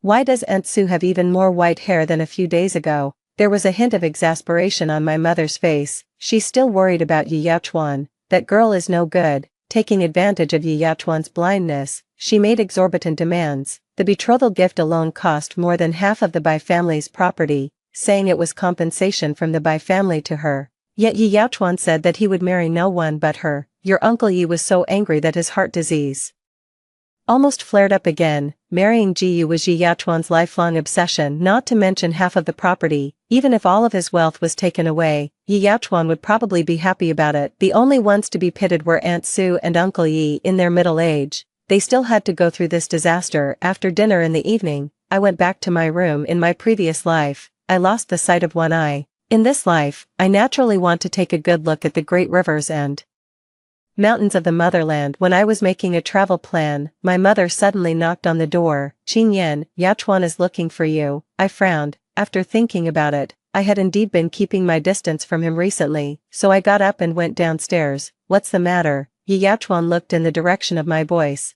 Do you want to go for a walk? I looked back at my parents, put on a coat, and went out. But I didn't go far, just stood under the street lamp at the door. Yi Yaochuan groped with his hands and didn't take a step. When he saw that I didn't come forward for a long time, he pursed his lips. Aren't you going to give me a hand? I clicked my tongue softly. A man and a woman should avoid physical contact. I need to keep my distance from a married person. Yi Yaochuan tentatively walked over step by step. A small stone tripped him and he stumbled. I watched expressionlessly. After all, in his previous life, he banged on the table and said that he would rather be blind than see my face. The scene was still vivid in my mind. 7. Yi Yaochuan stumbled over a distance that should have taken 1 minute and 10 minutes. I had lost my patience, but he took out a bag of wedding candies from his pocket. As usual, I took them out secretly for you. When I was a child, I was greedy. No matter what food there was at home, Yi Yaochuan would always secretly take out a portion for me first. Is this why you came to see me?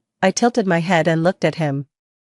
Thinking carefully, my initial crush on him seemed to be because of his boundless kindness. Put it away, you're married and should pay attention to propriety. I casually found an excuse to refuse, but Yi Yaochuan's eyes turned slightly red. He was also a bit emotional. I know your feelings for me. If we can't be lovers, can't we even be friends? You used to pester me every day, now you're saying that I'm just your neighbor. I was stunned for a moment. Later, I remembered that he was referring to the time when we went to their house for dinner. I chuckled, although I didn't understand what he meant by that. I still returned the words he said in his previous life to him verbatim. Aren't you brainwashed by that nonsense about childhood sweethearts? We're just neighbors. There's no such complicated relationship between us. Yi Yaochuan's expression froze for a moment. His ears turned red in embarrassment. I touched my slightly cold arm. It's too cold. Go back early, can you?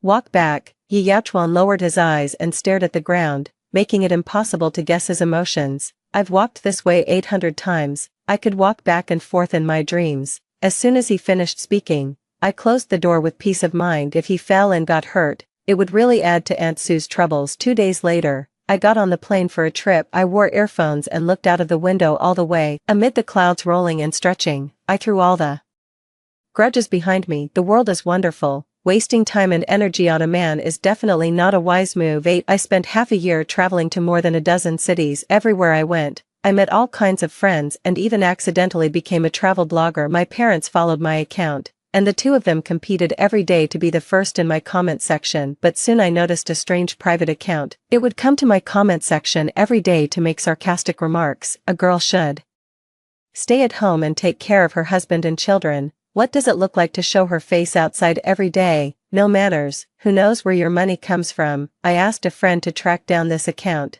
When I found out that it was GU, I laughed. When chatting with my parents in the evening, I probed subtly. Yi Yaochuan and GU have already got their marriage certificate. Why haven't they held a wedding yet? When it came to them, my mother seemed to have opened a chatterbox.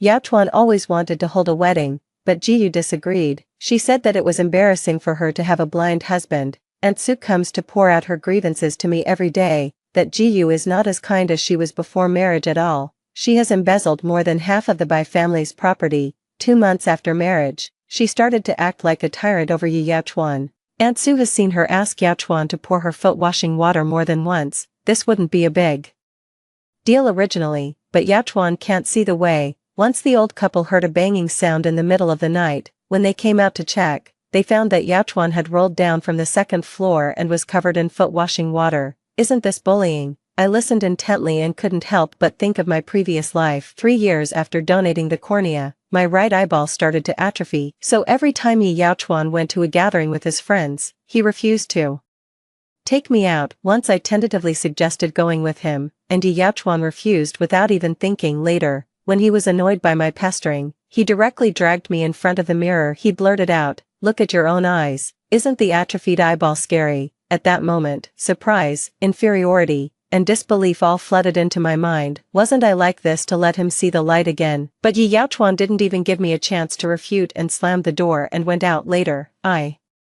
overheard him talking on the phone with a friend and found out that he thought we were bound together in this life because of various ties. Just like now, GU is certain that without her, Yi Yaochuan won't be wanted by anyone else, so she can treat him however she wants. It can be considered that the wheel of fortune has turned. 9. It was 3 months later when I went home again. I brought some local specialties from other places. My mother felt sorry for Aunt Sue and gave half of them to her after lunch, but unexpectedly, 10 minutes later, my mother came back with a look of anger.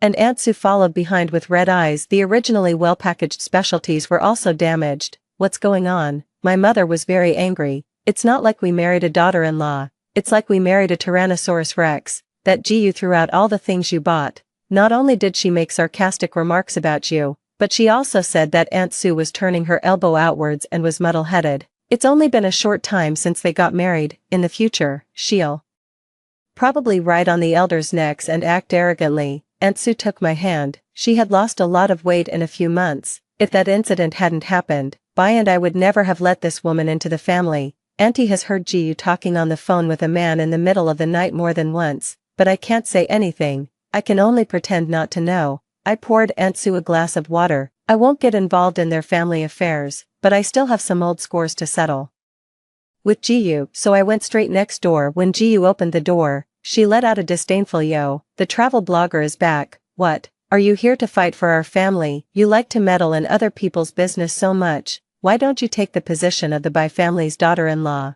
I sneered and directly pulled up her account. "You thought you couldn't be found with a private account. For the past few months, you've been making malicious slander and leading the rhythm under my videos. The number of likes has accumulated up to 30,000. Do you know what the crime of slander is?" A trace of uneasiness flashed across GU's face, but it disappeared in an instant. "If you say so, then it is. Do you have any evidence? I can even find out your IP. Do you think the police can't?" GU curled her lips in disdain. "Can't I just delete it? It's too late. I've already preserved the evidence. Even if you delete it now, it won't be of any use." Only then did a trace of imperceptible panic flash across GU's eyes, but she couldn't argue with me and turned around to call Yi Yaochuan out. 10. Yi Yaochuan couldn't see, and GU didn't even bother to hide the look of disgust on her face. "Honey, what should I do? Your little childhood sweetheart is bullying me. Yi Yaochuan gently frowned and then started reaching out his hands to grope around. Is Qingyan back?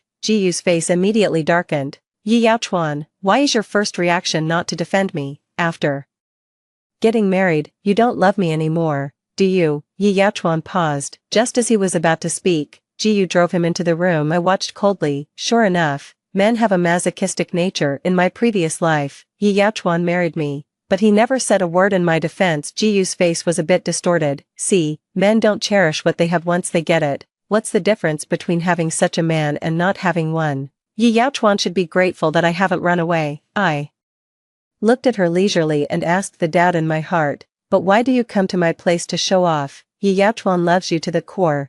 Ji Yu's hand holding the door frame suddenly tightened, and she unconsciously gritted her teeth when she spoke. She lowered her voice. What's the use of his love? Isn't he still dependent on me for everything from eating and drinking to going to the toilet? Marrying him is like finding a son for myself. Otherwise, why do you think the Bai family is willing to give me so much money? Even you, who were his childhood sweetheart, have left. Who else would want him? I'm just angry. Why should I be like a housekeeper at home while you can live a colorful life outside? If it weren't for my poor background, I wouldn't earn this humiliating money. I felt a bit sighing and also felt that it was within my expectation. Even if you tell all these words to the Bai family, I'm not afraid. After all, their son is blind. I thought for a while and told her what the doctor said. Do you know that he became blind because you put an ornament on his steering wheel? When the airbag popped out, it injured his eyes. Ji Yu sneered. So what? He was willing. Sure enough, people of the same kind sleep in the same bed. Naturally,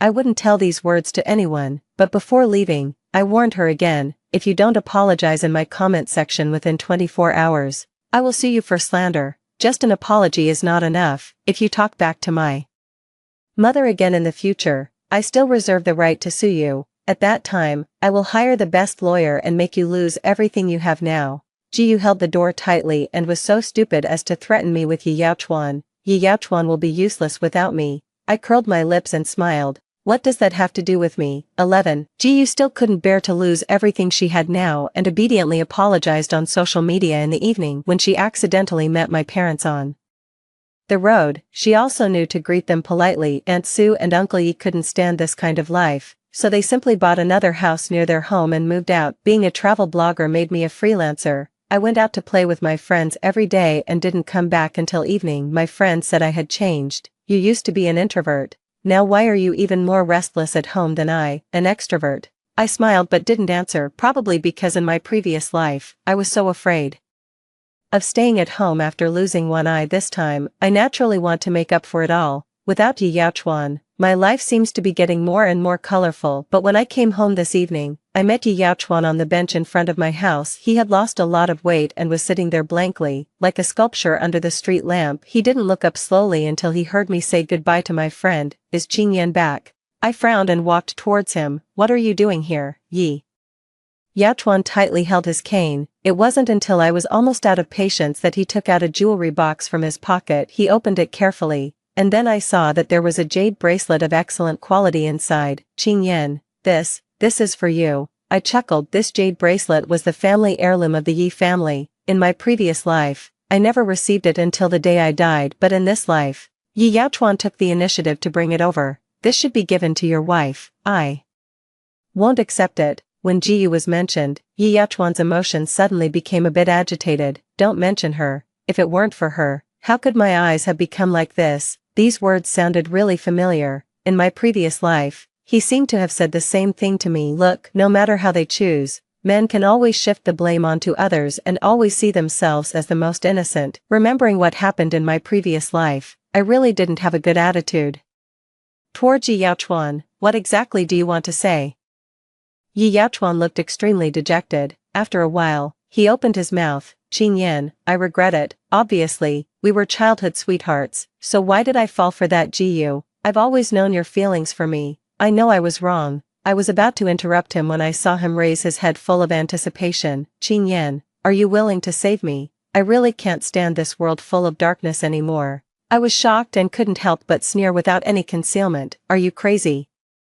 Who do you think you are? Why should I save you? 12. Yi Yaochuan slowly stood up. and 2 lines of tears even flowed from his eyes. I looked at him coldly and became more and more disgusted with him. If he doesn't get it, he has the nerve to ask for it. I must have been out of my mind in my previous life to have a crush on him. I turned around and wanted to leave, but then I suddenly heard him say a bit excitedly, "You will save me. You were originally going to give me a cornea." I paused and turned around in surprise to look at the man under the street lamp. So, Yi Yaochuan had also been reborn. He took 2 steps forward and begged humbly, "Please save me one more time. Weren't you willing to give me a cornea? Why are you not willing now? Qing Yan, as long as you're willing to save me, I'll divorce Jiyu immediately and be with you. Okay, we'll be very happy in the future. I'll love you for the rest of my life," I sneered. And then dislike my atrophied eyeball and think, "It's embarrassing to take me out." Yi Yaochuan was stunned for a moment and didn't react for a while. He mumbled, "What?" I helped him recall word by word.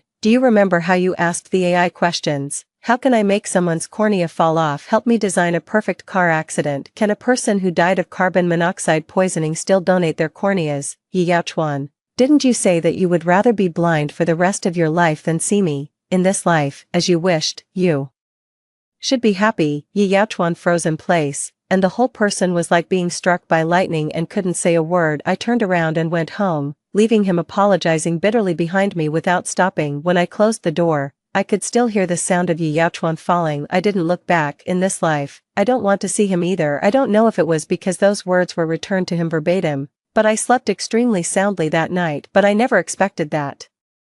The next day, I was woken up by the sound of police sirens and Aunt Sue's crying. 13. Both Yi Yaochuan and Jiyu were dead when Aunt Sue went to deliver them breakfast. As soon as she opened the door, she smelled a pungent smell of blood. When she took a closer look, she found that Jiyu was lying on the stairs covered in blood, and the carpet on the stairs was dyed red. She had her throat slit. Yi Yaochuan was also lying on the bed covered in blood, but he was inexplicably peaceful. When he was discovered, the corners of his mouth were even raised. However, besides the wound on his neck, there were 7 or 8 stabbing marks of different sizes on his upper body. Aunt Sue and Uncle Yi were crying uncontrollably. They fainted several times before barely managing to go to the police station to make a statement. "Officer, my son was obviously murdered." The police took out 2 mobile phones with a solemn expression. "They were picked up on the grass behind your house. After verification, they are exactly Yi Yaochuan's and Jiyu's. We found a recording suspected to be a suicide note in Yi Yaochuan's mobile phone. Listen to it." Yi Yaochuan's hoarse voice slowly sounded, "Dad, Mom, I'm sorry. Forgive me for having to say goodbye to you in this way. I have no face to face you. Jiyu cheated. She brought that man back home the night before yesterday. The 2 of them bullied me because I couldn't see, and actually, in my room." Yi Yaochuan's voice trembled a bit. "I really can't stand this kind of life anymore. It's just a pity that I didn't see Jiyu's true face until now. She married me just for money. I treated her so well, but this is how she repays me. If it weren't for her, maybe I wouldn't have gone blind. Even if I went blind, someone would donate a cornea to me. I didn't cherish it, but this bitch deserves to die. I thought about getting a divorce, but I'm not willing to let her take away more than half of the property. I'm afraid your life will be difficult in the future. After killing Jiyu, I will also commit suicide. I'm sorry, Mom and Dad, I've disgraced you. Is Qing Yan here? I'm sorry. I hope we can meet again in the next life." After listening to the recording, my parents and Yi Yaochuan's parents were all crying their hearts out. The police also looked compassionate. After the forensic autopsy, it was judged that the wounds on Yi Yaochuan's body should have been caused by Jiyu's counterattack after she was injured. Jiyu should have climbed to the stairs when she found that her mobile phone was missing and wanted to escape to find someone to save her life, but in the end, she bled to death. I lowered my eyes, feeling mixed emotions in my heart. Aunt Sue and Uncle Yi were the most pitiful people. As for Yi Yaochuan, he said he hoped we could meet again in this life, but I hope we will never meet again in this and all future lives. 14. After dealing with Yi Yaochuan's aftermath, Aunt Sue and her husband completely collapsed. Both of them had white hair overnight. My mother couldn't bear to see this and took care of them personally every day. Even with a nurse, she still wasn't at ease. When Aunt Sue's health improved a bit, I also went to see her. When she saw me, her eyes filled with tears. "Who are you?" to the patient. "Hurry up and sign the paper." I was too lazy to listen to words about him, so after helping Auntie wipe her tears, I changed the subject. "You and Uncle have a good rest and get well soon. Next time I go out, I'll take you with me. Okay, in the future, you and Uncle will retire with my parents. This was my mother's suggestion. I once objected to it, but was criticized by my mother. Have you forgotten how kind Aunt Sue was to you when you were a child? Yachuan is 2 years older than you. When you were born, you kept crying. At that time, our family's conditions weren't as good as they are now. I was exhausted. It was Aunt Sue who carried you up bit by bit. They've lost their son. If this continues, I'm afraid their health won't hold up in a short time. As my mother spoke, her eyes turned red. I didn't refute anymore. After getting married in my previous life, uncle and auntie were still as kind to me as before. It was all Yi Yachuan's fault. After uncle and auntie recuperated for a year, I took them on a plane to Yunnan. I rented a small courtyard for them, for people were just right. Instead, I carried equipment out every day to shoot materials, while the other 3 played mahjong noisily. Everyone was just right. Story 2. The day I gave birth was critical. I pleaded with Zhang Shuai to sign the consent form for a cesarean section, but his mother wouldn't allow it. From behind the door, he shouted anxiously, "Chow Chow, push harder, you can definitely give birth naturally." Later, I suffered from amniotic fluid embolism, and both the baby and I died. When I opened my eyes again, I was back to being 15 years old. Zhang Shuai stopped me at the entrance of the village. "Chow Chow, I heard you're going to vocational school too." 01. For a brief moment after I passed away, my soul hovered in midair. I heard my mother-in-law sitting on the ground, wailing that the doctors had killed her precious grandson. She had always thought the baby in my belly was a girl. I saw Zhang Shuai holding my body, crying uncontrollably, his tears and snot smeared all over my face. Seeing my mother rushing over and crying her heart out, she later joined my mother-in-law in confronting the doctor, demanding $1,000,000 in compensation. $1,000,000. So, my life was worth that much. A voice echoed in my ears, "You should be reincarnated now."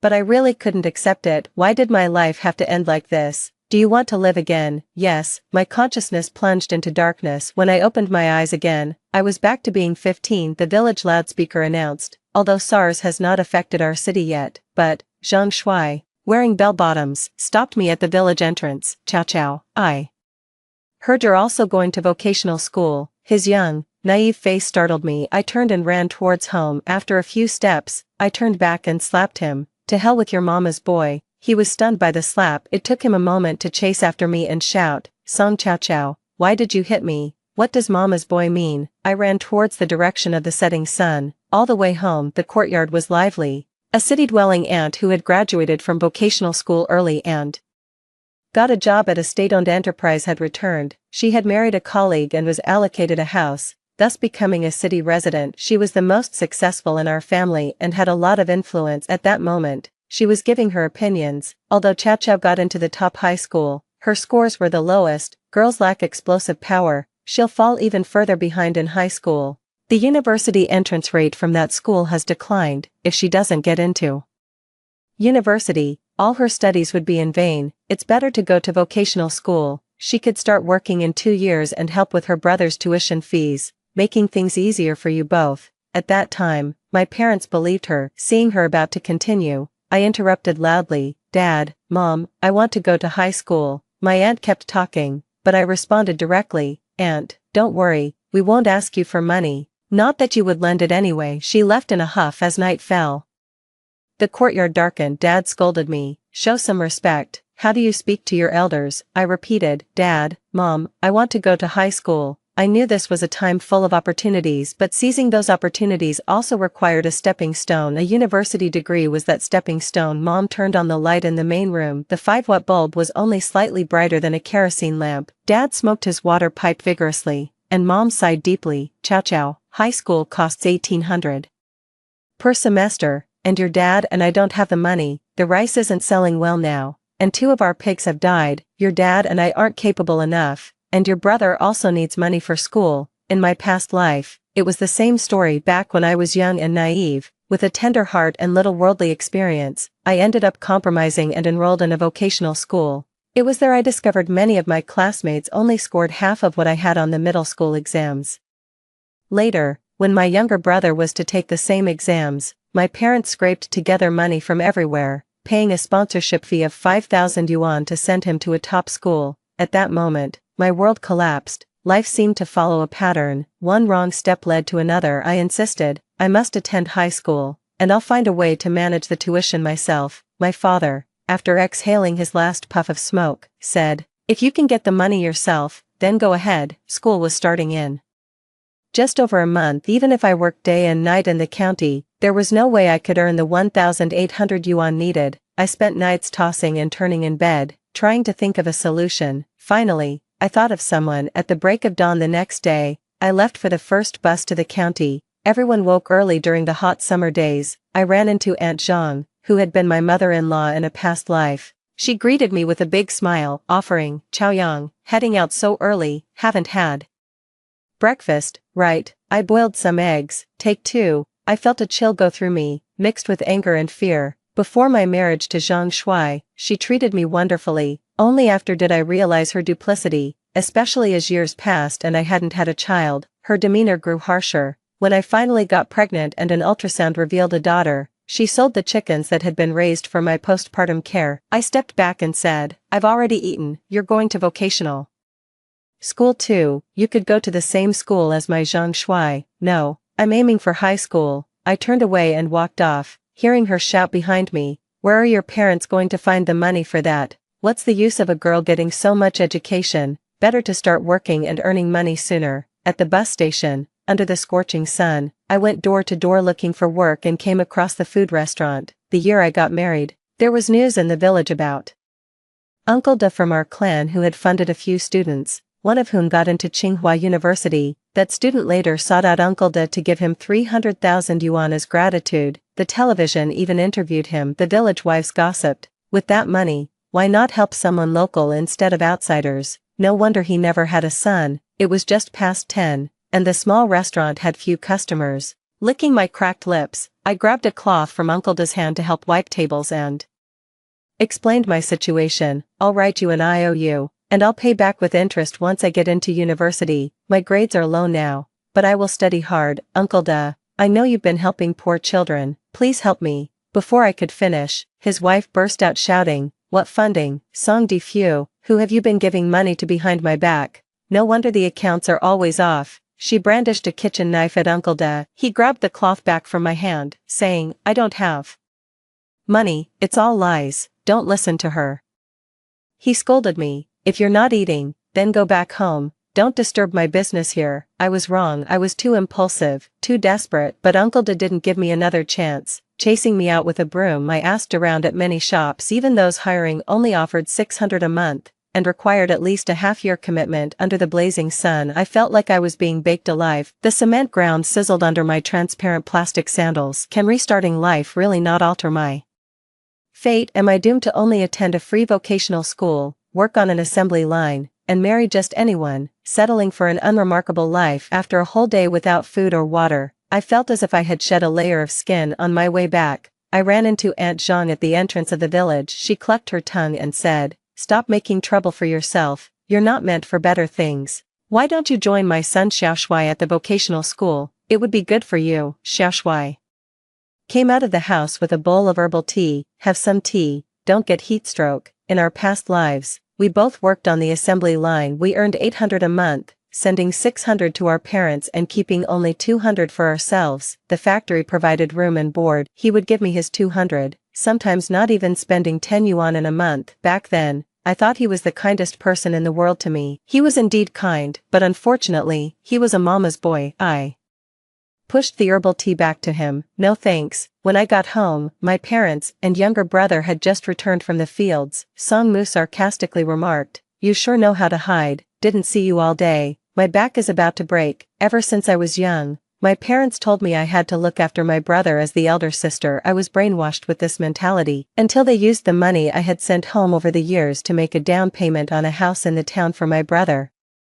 Well, all I got were 6 of the cheapest silk quilts for my dowry. That's when I realized, from the moment Songmu was born, I was destined to be the one sacrificed. Dad knew by my expression that things didn't go well. He sighed. "Now you understand that 1,800 is a lot of money." Mom patted my head. "Chaoyang, we did what we could, don't blame us." Songmu, frustrated, blurted out, "I'm starving, can we eat first?" At dinner, my parents said, "Why don't you just join Xiaoshui in vocational school?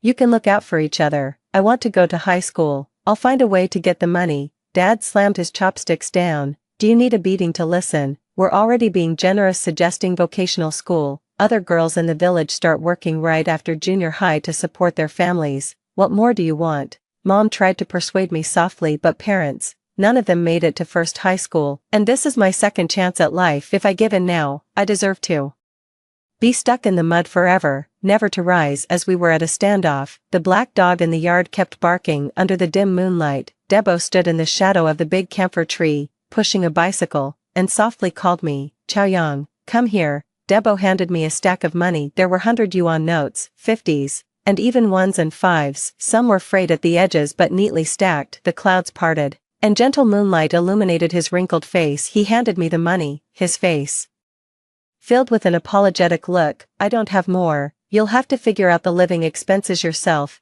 Tears welled up in my eyes as I trembled, taking the money. Wait, I'll go back and get paper to write an IOU. Debo grabbed my arm. No need, but you must place in the top 300 in your final exams. Only then can you get into a decent university, and I will continue to support you. He paused. My funds are limited, I only hope to help those who truly deserve it. Debo even refused to come in for a drink of water. He instructed me, don't let anyone know I'm paying your tuition. I understand. Laughter without malice, criticism without hatred. People in the countryside sometimes have a more straightforward and vicious way of expressing themselves. Debo hurried away on his bicycle, cloaked in moonlight. During the summer vacation, I collected cicada shells, searched for river snails, caught crayfish, and used a net to catch wild fish and shrimp when the water levels rose. All these things could be exchanged for money. Before the start of the school term, I quietly gave Debo a large bag of dried shrimp, including the 100 yuan my mother gave me. I only had 300 yuan in total. Even if I ate steamed buns every day,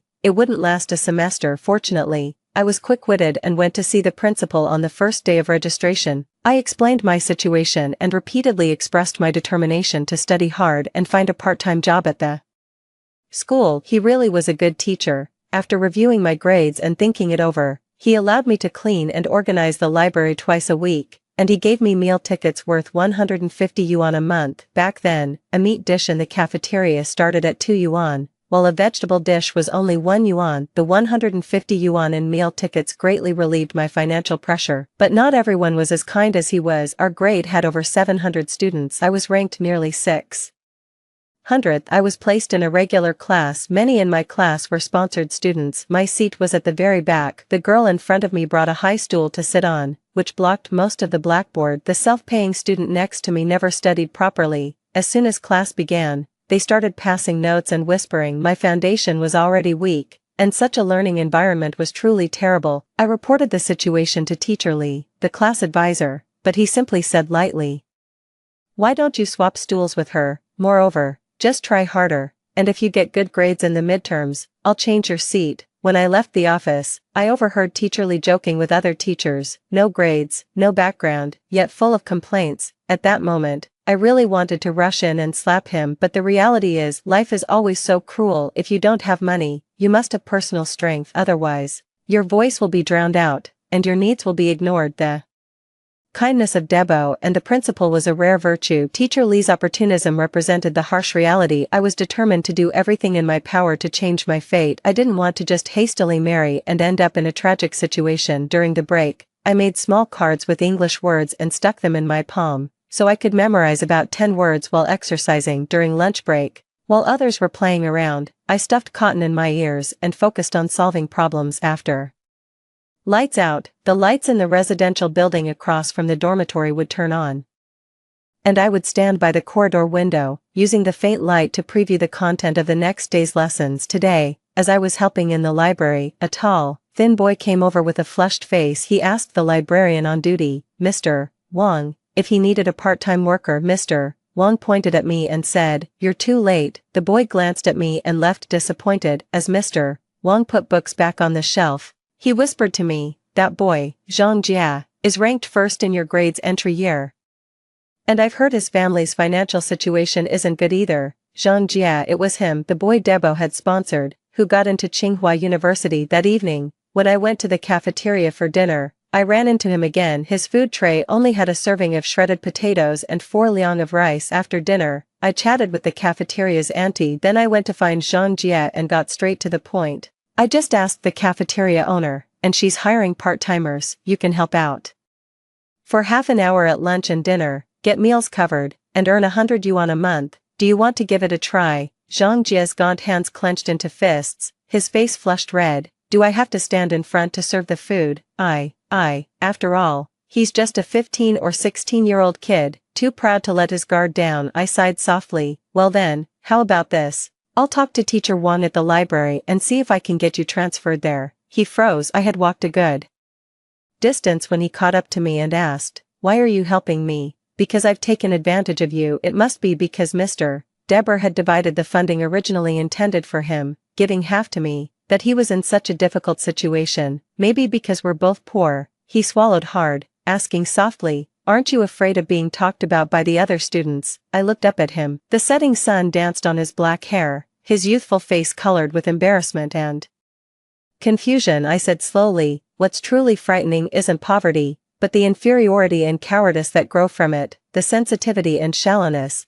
Because of poverty, we hesitate and fear failure, not daring to strive hard, and ultimately miss opportunities. Why fear others' strange looks when you can earn money through your own labor? If you were the son of the cafeteria owner, and you stood there helping serve food to your classmates, would you be afraid of their gossip? Zhang Jie's pupils quivered, the veins on the back of his hand slightly raised. He whispered, before junior high, my family was well off. I laughed. He stared wide-eyed. What are you laughing at? Laughing that even the top students aren't perfect. I reached out my hand to him. Nice to meet you, the ordinary top student. My name is Song Chao. His damp palm met mine. I'm Zhang Jie. He made up his mind. You stay in the library. I'll go ask the cafeteria owner myself later. The next day, I saw him in the cafeteria. His face was as red as a shrimp, and he dared not make eye contact with anyone, his movements in serving food clumsy and frantic. When it was my turn, I said loudly, classmate, I'll have a serving of celery with pork, and make it a bit meaty. He suddenly looked up at me, a fleeting smile in his eyes. Then he served me a heaping spoonful of food. You see, there's someone in the cafeteria. Quite refreshing. Of course, I had other reasons for helping him. The academic atmosphere and performance in the parallel class were far inferior to those in the key class. Even the teachers weren't as dedicated. I needed someone to guide me, and others didn't have the patience, but Zhang Jie did. Whenever I asked him about a problem, he'd help me solve it, over and over, until I understood. My midterm grades were disappointing, ranking over 400 in the grade. Zhang Jie comforted me. You have a weak foundation. What's most important now is to solidify it. You mustn't get discouraged and give up. Of course, I won't. I've endured hardships far tougher than this. A setback like this won't bother me. Gradually, rumors started in the grade. They said I liked Zhang Jie, that I was annoyingly clingy under the guise of studying. Whenever I walked with Zhang Jie, there would always be someone whistling. One day at noon, I was called to the office, and the homeroom teacher of class 1, Teacher Liu, was also there. Teacher Li's expression was grim as he began his reprimand. You're already performing poorly, and now you're bothering a top student from class 1. You're a student, and your priority should be your studies, not all this nonsense. And look in the mirror. Do you really think Zhang Jie would be interested in you? Teacher Liu frowned slightly and interrupted. Li, don't scold the child like that. Song, I'm not here today to reprimand you, but just to remind you that your studies should be your top priority. I patiently explained. I was just asking him for help with a question. I didn't have any ulterior motives. Mr. Li slammed the desk, still arguing back. If you have difficulties, why don't you ask your teachers? I confronted him. But every time I ask you, you dismiss me in a few words. You don't really intend to teach me properly. Mr. Li became furious and raised his hand to hit me. Back then, corporal punishment wasn't considered a big deal. Fortunately, Teacher Liu held him back. That afternoon, my seat was moved to the last row near the door. I was completely obscured by two tall athletes in front of me, each about 185 centimeters tall. It felt like people were secretly mocking me, likening me to a toad dreaming of eating swan meat. After evening self-study, Zhang Jie came to find me. Having known each other for nearly 2 months, this was the first time he approached me proactively. Song Chao, consider transferring to class 1. His eyes were intense. I've checked, and there's an opportunity every semester. If you join class 1, no one will stand in our way again.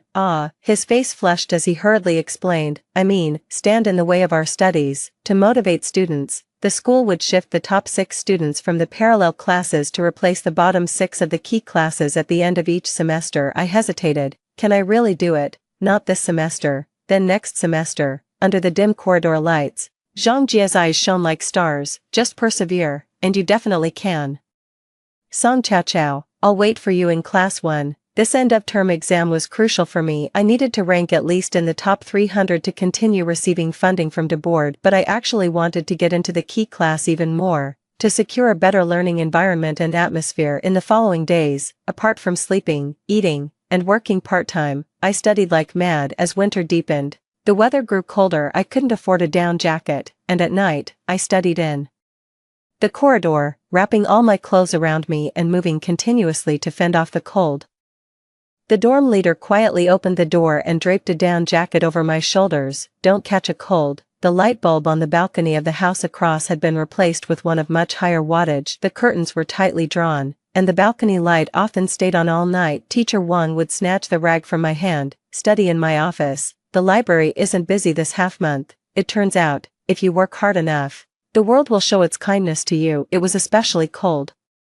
During the 2 days of the final exams, the school, mercifully, turned on the heating, which had always been just for show before. I was sweating profusely under too many layers. With the doors and windows of the classroom closed, my head felt foggy, and my hands and feet, affected by chilblains, itched unbearably as they warmed up. I kept telling myself, Song Chao Chao, you must stay alert. The results would only be released a week later. After saying goodbye to Zhang Jia and my roommates, I took a bus back to the village in the old, overcrowded Jinbei van, packed with 14 people. It rattled along the muddy road. A middle-aged man smoked inside while a baby cried in a woman's arms, who fed the child by lifting her shirt. In 2003, while large cities bustled with traffic, this small, remote county remained mired in mud, stagnant like a still pond. Feeling carsick, I practically fled the vehicle as soon as we reached the village entrance, and was immediately greeted by Aunt Zhang. Why do you look so pale? Someone asked.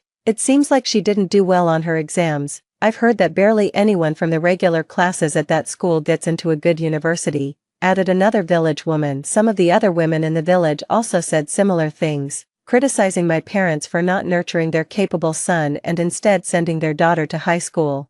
Isn't that just preparing a dowry for someone else's family? They commented. When I reached the pond near our house, my mom was washing clothes. As soon as she saw me, she stood up, holding her back. Hurry, my back hurts, help me wash these clothes. I had planned to use the winter break to study hard and catch up, but there was always endless chores to do at home, washing clothes, cooking, feeding the chickens and pigs, and tending to the fields. Only at night would I find some time, and even then, my mom complained about the electricity wasted by leaving the light on to read. Meanwhile, Song Mumming would ride his bike around the village every day, not having to lift a finger. Whenever I complained, my mom would defend him. He's a boy, he can't be bothered with these trivial tasks. Song Mumming would roll his eyes at me. These are women's tasks. One day while I was chopping radishes in the kitchen, Song Mumming came in, eating a slice for every slice I cut, and even complained about the late dinner. I couldn't contain my anger. I grabbed his hand and pressed it hard against the chopping board, fiercely warning, Song Mumming, I'm not the same accommodating sister I used to be. If you keep this up, I might just chop off your hand too. Believe it or not, at that moment, I unleashed the devil within, showing my menacing, sharp fangs. Yes, I resented him. I despised his endless demands, his uselessness, and the fact that he stole all of our parents' affection. After that day, Song Mumming became much more cooperative and even started helping me out. You see, love and tolerance don't earn respect. Only when you stand firm do others begin to value and fear you. On the day the report cards were given out, I was heading back to school. My mom disapproved. Why waste the fare? Do you think you can achieve anything spectacular? Aunt Zhang, laughing while she beat the clothes, mocked. Is Chao Chao expecting to come back with the top rank in the whole school? Zhang Shui ran out of the house. There's a play being staged in Wang's village today. Let's go watch it instead. What's so great about a report card? After graduating from a vocational high school and working on an assembly line, I realized the importance of knowledge. I took adult education exams, from associate degree to bachelor's. Meanwhile, Zhang Shui was always on his phone playing games, often belittling me. Such degrees aren't recognized outside. Don't know what you're busy with. Is studying as fun as gaming? I smiled at him. Enjoy the play. Zhang Shui, I no longer wish to walk the same path as you. I missed the earliest bus and only reached the school by 9:30 a.m. At the school gate, Some fee-paying students were alighting from private cars. Mu Jun whistled at me as I rushed, shouting, "Song Chao Chao, no matter how fast you run, it won't add points to your finals." The others laughed loudly. There were 3 honor rolls in the first year: the overall performance list, the key class list, and the regular class list. I pushed my way through to the regular class list in the chilly wind and overcast sky. My heart was pounding with anticipation. Searing hot. Was my name in the top 607? First place, not me. Second place, also not me. Third, not me. Fourth, not me. Fifth, not me. My heart grew colder as I took a deep breath. I only glanced at the 6th name, Song Chao Chao. I rubbed my eyes hard. At that moment, the sun peeked through the thick clouds, casting a vast radiance upon the world. The name Song Chao Chao, glowing like a halo, pierced into my eyes. In just a moment, my eyes were already brimming with tears. Zhang Jia had squeezed his way to my side at some point, patting me on the back. "Song Chao Chao, you are truly incredible." I turned to look at him, tears rolling down fiercely. He panicked. Why are you crying?" Frantically patting himself down, he couldn't find a single tissue. Eventually, he awkwardly offered his sleeve. "Don't cry, use this to wipe your tears." I wiped my tears harshly with his sleeve. "I'm just so happy, I had actually done it." Indeed, I deserved this splendid warmth of the winter sun. Indeed, I too could have a different life. Zhang Jia pulled his arm back and smiled slightly. "Song Chao Chao, I'll be waiting for you in the advanced class." I'd have to go to the classroom to get the detailed report card. Mr. Li was waiting at the classroom door. As I passed by him, I smiled brightly. "Mr. Li, it's a pity. Next semester I won't be your student anymore." Mr. Li's mouth twitched, his smile forced. "Mu Jun's uncle got promoted, so next semester, you'll still be my student." At that moment, my blood ran cold as if someone had poured ice into my veins. Mr. Li patted my shoulder. "If only you had scored just one more point, someone else would have been bumped down instead of you." "No, it's not about me scoring one more point or one less. The rule itself is fundamentally flawed, but I'm too weak now. I can't change the rules, I can only change myself. There must be some way to remedy this. There must be." I paced back and forth anxiously in the hallway. During that time, Mu Jun passed by me and bumped into me, smirking arrogantly. "Sorry, this isn't really your place to stand." Mu Jun walked away, and following his direction, I saw the class teacher of Class 1 and the head of the Grade 1 group, Mr. Liu. He was my opportunity. I ran as fast as I could, squeezing into his office before the door closed, grabbing his arm. "Mr. Liu, please let me into the advanced class. I will study hard. I won't hold anyone back. My grades are sufficient. I am ranked 6th in my parallel class. I know this is difficult, but I'm begging you, please give me a chance." In my younger years, I was too ashamed to beg. Now looking back, what are a few pleas compared to a lifetime's prospects? Mr. Liu frowned, his expression troubled. Suddenly, the office door was knocked on, and Zhang Jia stood at the doorway, his posture erect. "Mr. Liu, based on her grades, Song Chao Chao should already." Mr. Liu's frown deepened. I quickly interrupted him.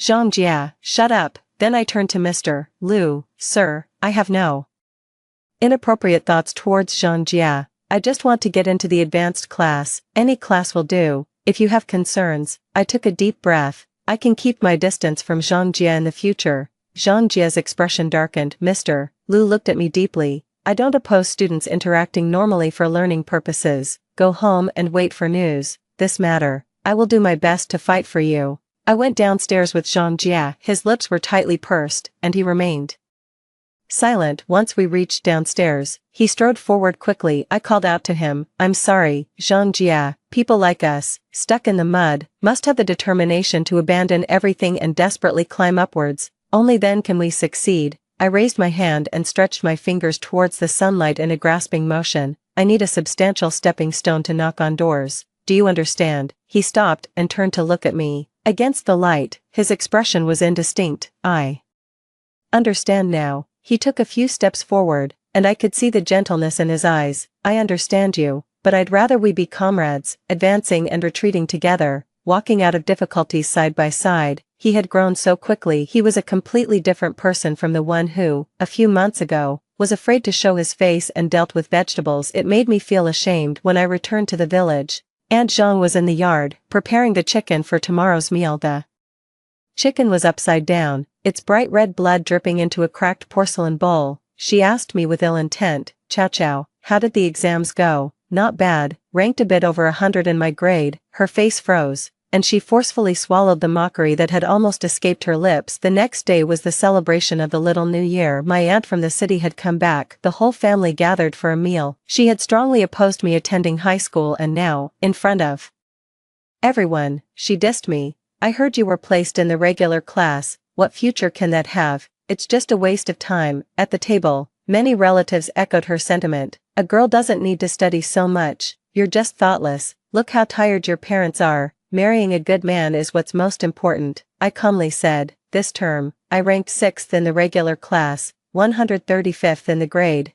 There was a moment of silence at the table. My aunt's face looked uncomfortable. After a while, she regretfully clicked her tongue. "It's a pity you're a girl. If only Shamu had such grades." "But Shamu is also not bad. I heard he ranked in the top 50 this term. He has potential. He needs to keep it up." The relatives began praising my brother. Do they really not realize the difference between being in the top 100 at a central school and being in the top 50 at a rural middle school? Of course, they do, but in their eyes, girls are insignificant. The hope of the family must rest on the boys. My aunt glanced at me and said, "One final exam doesn't prove anything. You still need to get into the key class to have any hope." Just then, my dad's pager rang. He's not used to holding it to his ear and always uses speakerphone on the other end. Teacher Lu's gentle voice came through. "Is this the parent of Song Chao Chao? I'm calling to tell you that your daughter can join Class 1 next term. Song Chao Chao is intelligent, sensible, and ambitious. You're very fortunate to have such a daughter." I don't know how much effort he made, how much he struggled to achieve this result. I grabbed the phone, choked up, and said thank you. Teacher Lu chuckled. "You deserve it. Have a good new year." After hanging up, the table fell silent. My aunt seemed to be grinding her teeth, her smile stiff as she said, "You're really lucky." "I am lucky, but my good fortune was all fought for by myself." Although most of the relatives did not think highly of me, there were still those who clapped for me. It was Uncle De. He also returned to the countryside on the 28th of the lunar month. After all, this place was his route. He always comes back for the new year on the first day of the lunar new year. I visited his house to offer my greetings. Taking advantage of the moment when his wife went to pour tea, he patted my shoulder with relief. "I heard you got into the top class. That's really good." He discreetly slipped a stack of money into my hand. "Keep this quickly. It's for next semester's tuition. The extra is your New Year's money. By the end of your first year in high school, you should aim to be in the top 100 of your grade." His wife doesn't really like me, or rather, she doesn't seem to like anyone from this village equally due to health reasons. She couldn't have more children after their daughter, and many people behind her back criticized her for being a hen that doesn't lay eggs. Some even encouraged her husband to divorce her and remarry someone who could continue the family line. Despite the fact that her husband's small restaurant was doing well, the villagers still talked. "What's the use of making so much money when you don't have a son? Are you going to spend it all on your grandchildren?" She brought me a cup of ginger salt bean tea. It was very salty. Knowing the situation well, I took a couple of sips and quickly got up to leave. When I counted at home, he had given me 2,100. He even included 300 as new year's money. In his small shop, a dish of chili fried meat over rice sells for just 5 yuan, 2,100. I wondered how many dishes he had to sell to earn that. During the New Year period, I wasn't idle either. I dug up many winter bamboo shoots on the mountain. Before he returned to the city, I took a sack of them to him. After delivering them, I ran off, but his wife chased after me and handed me 50 yuan. "I'm not taking these for free. Use this to buy some new clothes." A significant event occurred this new year. A female university graduate from the village next door had taken out a loan to buy a house in the provincial capital a few years after graduating, and had moved her parents there as well. She even managed to get her younger brother into a school in the city. This caused quite a stir in the countryside. It turned out that doing well in school could have such great benefits. School started on the 12th day of the first lunar month. The night before, my father gave me 100 yuan. "From now on, we'll give you 100 yuan each month for living expenses. You'll have to figure out the rest on your own." I was a bit moved at the moment, but then he added, "Study hard, get into a good university, and later on, help support the family and your brother." My heart instantly cooled again. The next day, I went to class 10 to collect my books and belongings. The self-paying students were all there. They no longer whistled at me, just watched as I packed up. I sorted everything into a supermarket plastic bag and then, smiling, waved goodbye to them. "See you." When I got to class 1, I discovered that Mu-jun was also there. Thinking back and forth, I roughly understood the situation as the grade leader. Teacher Lu could have placed Mu-jun, who was lagging behind, into another class, but to pull me up as well, he had to compromise and bring Mu-jun along to class 1. Zhang Jia was sitting in the best spot in the center of the classroom. Seeing me, his eyes curved into a smile, and he gave me a shallow nod. I smiled back and waved at him as a greeting. Halfway through my wave, I heard Mu-jun's sneer, "You really are persistent." Thinking that being in class 1 will change anything, even if you get into university, you'll still end up working for people like me. I withdrew my hand calmly and replied, "I know, but there's always a chance if you try, Mu-jun. Class will always exist, but you won't necessarily always be on top." Zhang Jia can memorize most of the content after reading it just 2 or 3 times, but I need to go over it 10 times. He can solve a problem in a few minutes, whereas I barely understand it. Even after he explains it to me 3 times, studying is like climbing a mountain. It's not hard to climb from the foot of the mountain to halfway up, but climbing from halfway to the top, each step widens the gap between climbers. I gave it my all, relentlessly, and by the end of the first term in senior high, I ranked 95th in my grade, barely squeezing into the top 100. That was already quite an achievement, based on previous year's admission rates, if I could maintain my performance. Getting into a top university wouldn't be a problem. Zhang Jia and I became desk mates. Initially, all the teachers paid extra attention to us. Ultimately, they were afraid I might negatively influence him. Later, when they realized we were just a study group encouraging each other, they left us to our own devices. Zhang Jia probably received around 20 love letters a week. Once, looking at those envelopes, I felt a bit jealous. This is the treatment for the top student of the grade, only those who shine like you have a youthful life. For someone ordinary like me, even if I started over, there would be no love. He threw all those letters into the trash can, looked at me intently, and said word by word, "This is not the youth I want." "What do you want then?" "Unwavering goals, relentless effort, never giving up." He smiled at me. "That's what I want, that's how it should be." By the end of the first term of my second year in senior high, I ranked 65th in my grade. By the end of the second term, I was 49th. For the first time, I made it into the top 50. After the report cards were released, Mr. Lu called me to his office. "Song Chao Chao, you must keep this up. This 1 year, no matter how tough or tiring, with your current grades, getting into a top 985 university is definitely within reach." Zhang Jia was still the top student in our grade. He looked at my report card and was genuinely happy for me. "Song Chao Chao, you are really amazing." I went to the diner to share the good news with him. During the peak of summer, the kitchen was sweltering and filled with oily smoke. The strong smell of chili was so intense that it made his eyes red. Good, you're really doing well." I helped serve the dishes to the customers, and when I returned to the kitchen, I found him counting money with his saliva. "In your senior year, focus on your studies, no need to work part-time. I'll give you 250 yuan a month for living expenses. It should be enough." "No need, I'm already grateful that you're paying for my tuition." "Listen to me, if you're really grateful, getting into a good university is better than anything." His eyes were red. "When my daughter wanted to go to high school, I was poor and short-sighted and made her work in Guangdong. She still resents us to this day. Take it, child." He handed me a stack of neatly arranged bills. Just then, the greasy curtain was lifted, and the auntie came in with 2 newly sharpened shiny kitchen knives.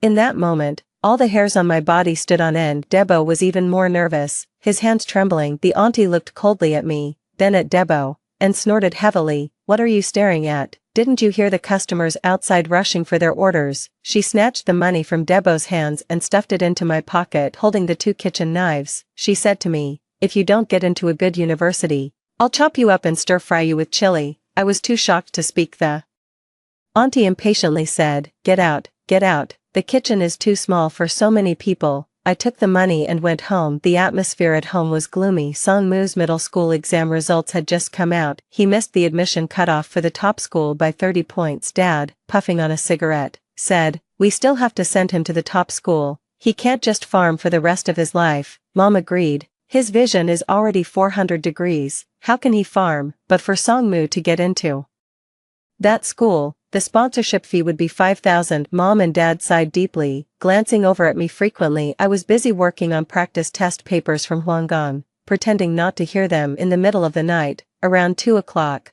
I woke up feeling hot. The 2 fans in the house, one was used by my parents, the other given to Song-mu. I didn't have one, only a faint moonlight shone from the sky. The room dimly lit, my parents were rummaging through my backpack with a flashlight.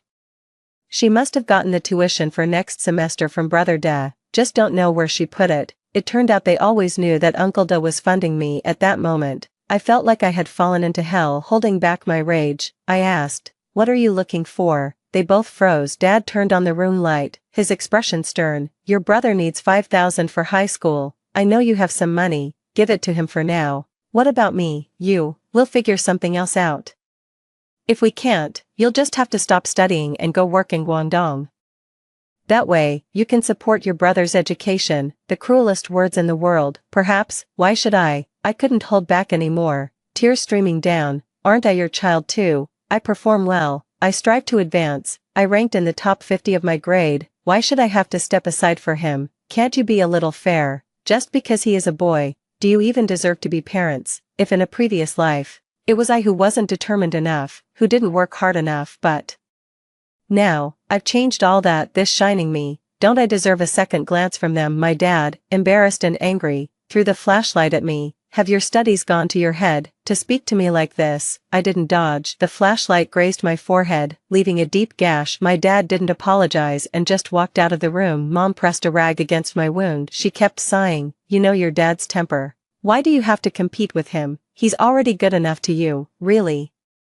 Blood blurred my vision, and I managed a bitter smile. "Mom, he's a man, he can't empathize with me. I understand that, but you're a woman too. Why do you also have to be an accomplice? Do you also think only boys are worth raising? You've seen my efforts." Mom couldn't meet my gaze. She stuttered, "But Chow, you'll have to marry someday. We rely on your brother for our old age. Every family in the village does this. Your dad and I faced a lot of pressure just sending you to high school. If you go and your brother doesn't, we'd be the laughingstock of the village. We've raised you all these years. Shouldn't you also consider our situation? In my past life, I was too considerate of you. Inch by inch, step by step, I gave up my own life. This life, I will not yield again." Seeing my distressed expression, Mom rubbed her hands on her legs. "So, what if you let your brother use the money for now? Are you going to ask Dagu to borrow more money? He runs such a big store. He should be able to spare some," she said. At that moment, I felt my anger shoot through the roof. "Mom, how can you even say such a thing?" I replied. "Even if Debo has 100 million, it's his hard-earned money. Kind people should be appreciated, not exploited." "Mom, please try to be decent parents." The next morning, I packed my bags and left the house with my backpack on. My dad stood at the door with a carrying pole.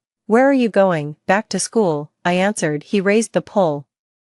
"Your brother needs to study. How can you be so careless and selfish, only thinking about yourself? I could kill you with this pole." I walked towards him, staring him down. "Then go ahead and kill me, since you won't let me continue my education. It's as good as killing me anyway. If you really want to stop me today, then we are through. When you both die, I won't even come to cry at your graves." My dad, furious, his face turning red and veins bulging, raised the pole high. I didn't care and kept walking. The situation was out of control when suddenly, Song-mu came out of the house. He grabbed my dad's arm. "Let her go, she's meant to study." "I'm not." I gave him a surprised look. He glared at me fiercely. "What are you staring at? Just go." In my past life, during Song-mu's middle school exams, I had just started working on an assembly line. Back then, my parents called me, begging me to think of something. Song-mu, commanding over the phone, said, "You're working now, you should at least prepare 2,000 yuan for me." Later, I advanced some of my salary and borrowed money to send 2,000 yuan back home. I hadn't been able to attend high school myself, hoping he would turn out well, but he only managed to get into a diploma course. Now I realize, in my previous life, brainwashed by my parents, I indulged Song-mu too much. Everything at home revolved around him,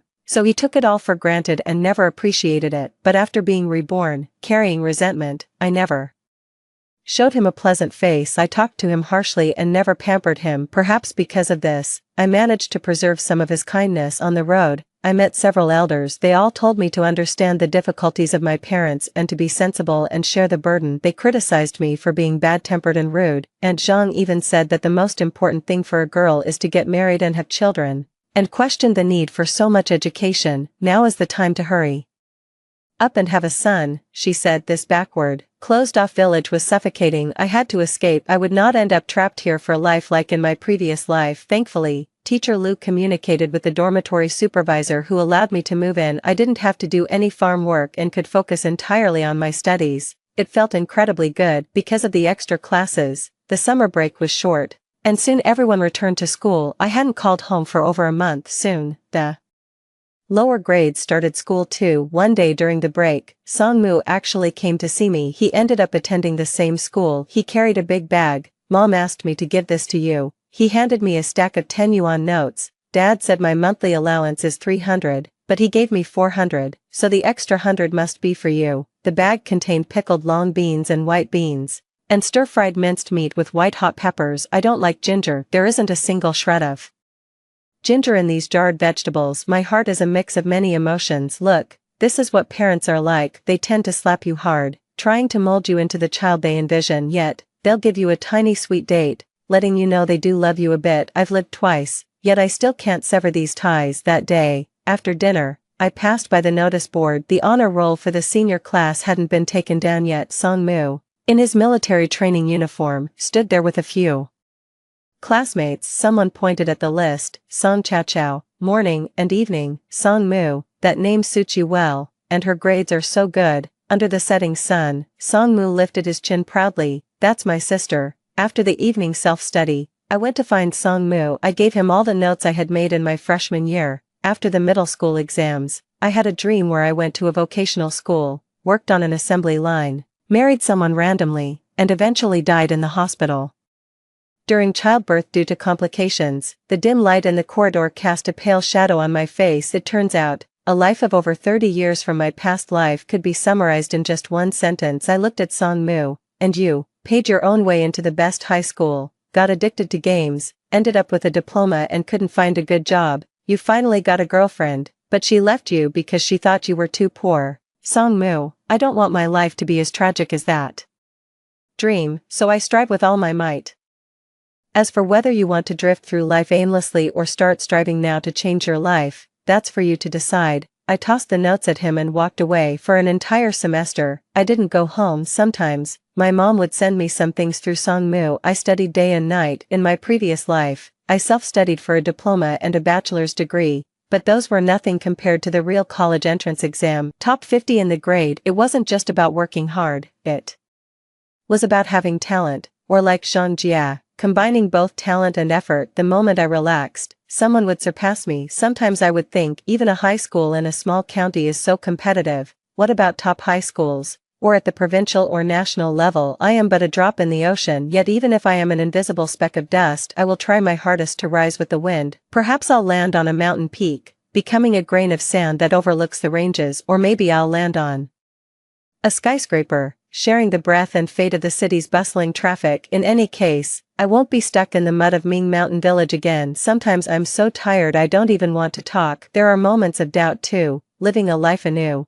Why can't I be as powerful as those characters in novels? It's always Zhang Jia who pulls me back. In the chilly nights of April, he smiles under the brilliant starry sky, saying, hang in there. We're close to victory. The spring flowers bloom and then fade. The gardenia quietly buds. I don't know when it started, but as I pass by the small garden under the third-year building, there's a faint fragrance in the air. The gardenias have bloomed. Finally, the college entrance exam is here. This is the test of my 3 years of hard work, and whether I've made the right choices since my rebirth. I'm lucky that the exam venue is at my own school. It poured rain on those 2 days of exams. Raindrops pelted against the glass, creating a crackling sound. It suddenly reminded me of the day I gave birth. The weather was just like today. My cries of pain and pleas were shattered by the heavy rain outside the door, my mother-in-law's curses and Zhang Shuai's shouts, urging me to hold on a little longer, pounded on my chest like a drum. That time, I walked towards death in a torrential downpour. This time, I am to embrace rebirth amidst the thunderstorm. After the last exam, I walked out of the examination hall and saw Zhang Jia coming out from a classroom. At the far end of the corridor, the continuous rain of the past 2 days had stopped at some unknown time. A summer rainbow hung across the sky. He smiled at me across the bustling crowd. I smiled back, and as I did, tears began to flow. During the days waiting for the results, I returned to the village. In the past 3 years, only Songmu and I from this backward mountain village had made it into the top high school. The other kids either went to work in Guangdong right after graduation or pursued a diploma before joining the assembly line. The villagers still remembered me as the one who barely made it into the top high school. Being a girl who excels in studies isn't considered something to boast about, so the women would ask, Chaoyang, can you get into a regular university? If you only make it into a third-tier college, your parents definitely won't be able to afford it. Aunt Jean Tisk sked. I always said high school was useless. Look at my Xiao Shui, he started working last year and has already sent home 5,000 yuan. For a moment, the women were full of envy, praising Aunt Zhang for her parenting skills. Their vision was limited. They thought the 5,000 yuan in hand was more reliable than an uncertain future of 50 or 500,000. Aunt Zhang looked at me with a smile. Chaoyang, you're not getting any younger. Why don't you just go work with Xiao Shui this time and later on become my daughter-in-law? I won't mistreat you. My aunt, who was slightly more insightful, commented, after all, it's a key class at the top high school. You should be able to get into a second-tier college, but these days a second-tier degree isn't very valuable unless it's from a top university. Yet initially, she had said that graduating from a vocational school was good enough. 2 days before the exam results, Zhang Jia called me. Chaoyang, have you thought about which university you want to apply to? Let's see the scores first. He paused, then said.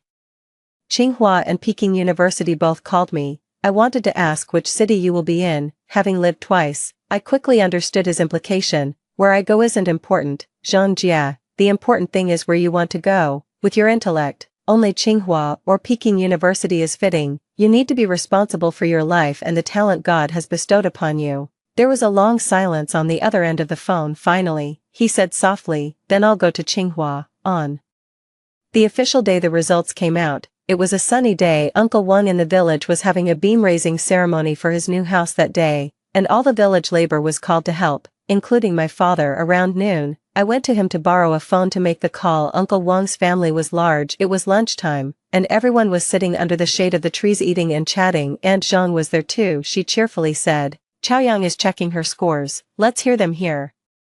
Let everyone listen. I dialed the inquiry number, and after a long wait, under the watchful eyes of everyone, the scores started to be announced over the phone. Chinese, 128, Mathematics, 127, English, 138, Science Comprehensive, 274 total, 667. That year, the exam was quite challenging. The cutoff score for science majors was 547. I really outdid myself at that moment. I felt as if I was floating in the air, my feet soft and cushiony, as if I was walking on cotton. It all seemed so unreal. Is this score really mine? Does it belong to someone who was just a vocational high school student? My dad dropped his chopsticks and stood up abruptly. Play it again. I didn't hear it clearly. Over the speakerphone, the mechanical female voice repeated my score. The lively dinner table fell silent, so quiet you could hear the rustling of the leaves in the breeze. Dad looked at his phone, then at me, back and forth, his voice trembling. He asked, with these scores, what kind of university can you get into?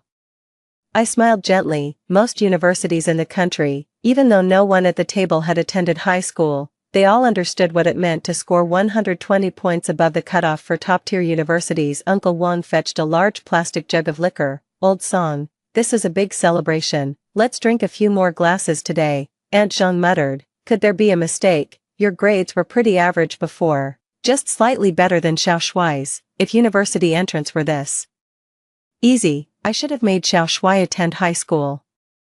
Amidst the warm buzz of alcohol, my dad, his face flushed with joy, said, it's a pity Chao is a girl. If only she were a boy. Everyone nodded in agreement. Uncle Wang said, your son Xiaomu is also studying at No. 1 high school. If Chao can achieve such great scores, Xiaomu should be able to get into Tsinghua or Peking University. Dad laughed heartily. That's quite possible. My son has always been smart. The conversation then turned to everyone's sons. The midday sun was glaring and hot. Sweat covered my back and forehead. Changing these outdated notions was never going to happen overnight, but I believe, at least for today, they began to realize, a girl is also worth investing in. Considering my scores and following Teacher Lu's advice, I eventually applied to Zhejiang University. The admission notice was picked up by my dad from the village entrance. He used the notice as a fan to cool himself. What was a 10-minute walk took him over an hour to get home. Upon returning, he pulled out a handful of loose cigarettes from his pocket. They were all premium Jean Baisha. He clicked his tongue.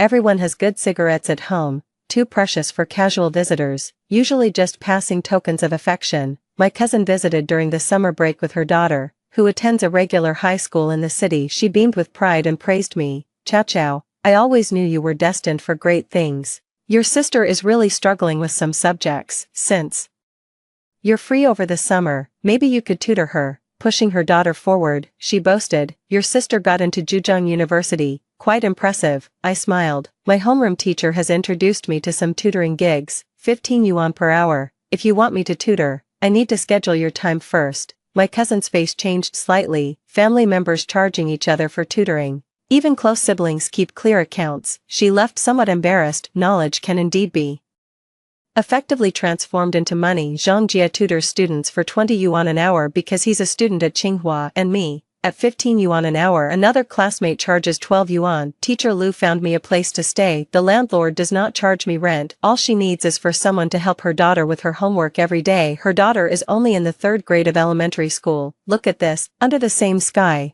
in the same small town, parents in this world are not all the same. Some would rather clip their children's wings, while others prepare in advance, eager to support their children's flight early on. I teach for 4 hours a day, and the students' parents give me milk and seasonal fruits, earning me 60 yuan during the slack farming season. My dad works as a laborer, toiling for 10 hours under the sun and wind, earning just 30 yuan. Perhaps it was from this moment my parents truly understood that I was different from before. They realized the heights of female college student could reach, something beyond what they had ever imagined. After class that day, on my way home, I unexpectedly ran into Song Mu. He and a few classmates were coming out of an internet cafe. Seeing me, he panicked instantly, hastily explaining, it was a middle school reunion. I'm heading back tonight. I was calm. It's your life, you manage it. I turned to leave, but he followed me. He looked wronged. Song Chow Chow, what have I done to offend you? You didn't used to treat me this way. He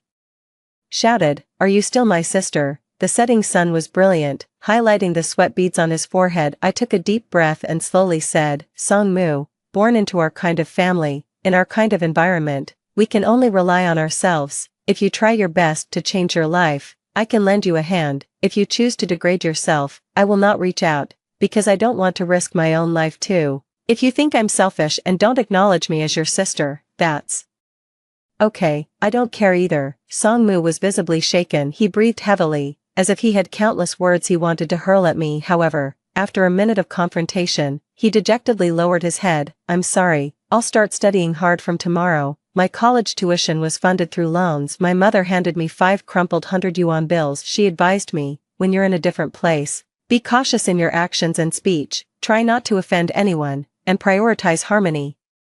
Be frugal with money. You know our family's situation. I pushed the money back. I can earn money myself. You keep it. My mother, with tears in her eyes, praised me for being sensible. Little did she know, I simply didn't want to owe anyone favors by not accepting kindness. I could be more detached and heartless later. Without feeling guilty, Debo found me privately, offering me 2,000 yuan. I didn't take it. Once I'm at university, in a big city, I'll have plenty of opportunities. Debo, thank you for saving me back then. Debo just smiled. I was just making up for a regret. The prosperity of Hangzhou is far beyond what the small county town can compare. Many students from small villages take a long time to adapt, but I don't need to because I've seen greater prosperity. I already have a significant enough stepping stone now. It's time to completely change my fate using this foreknowledge. Opportunities came quickly. Our dorm mate, Jia, her family actually owns a clothing factory, but now it's about to go bankrupt. Back then, in Jiangsu and Zhejiang,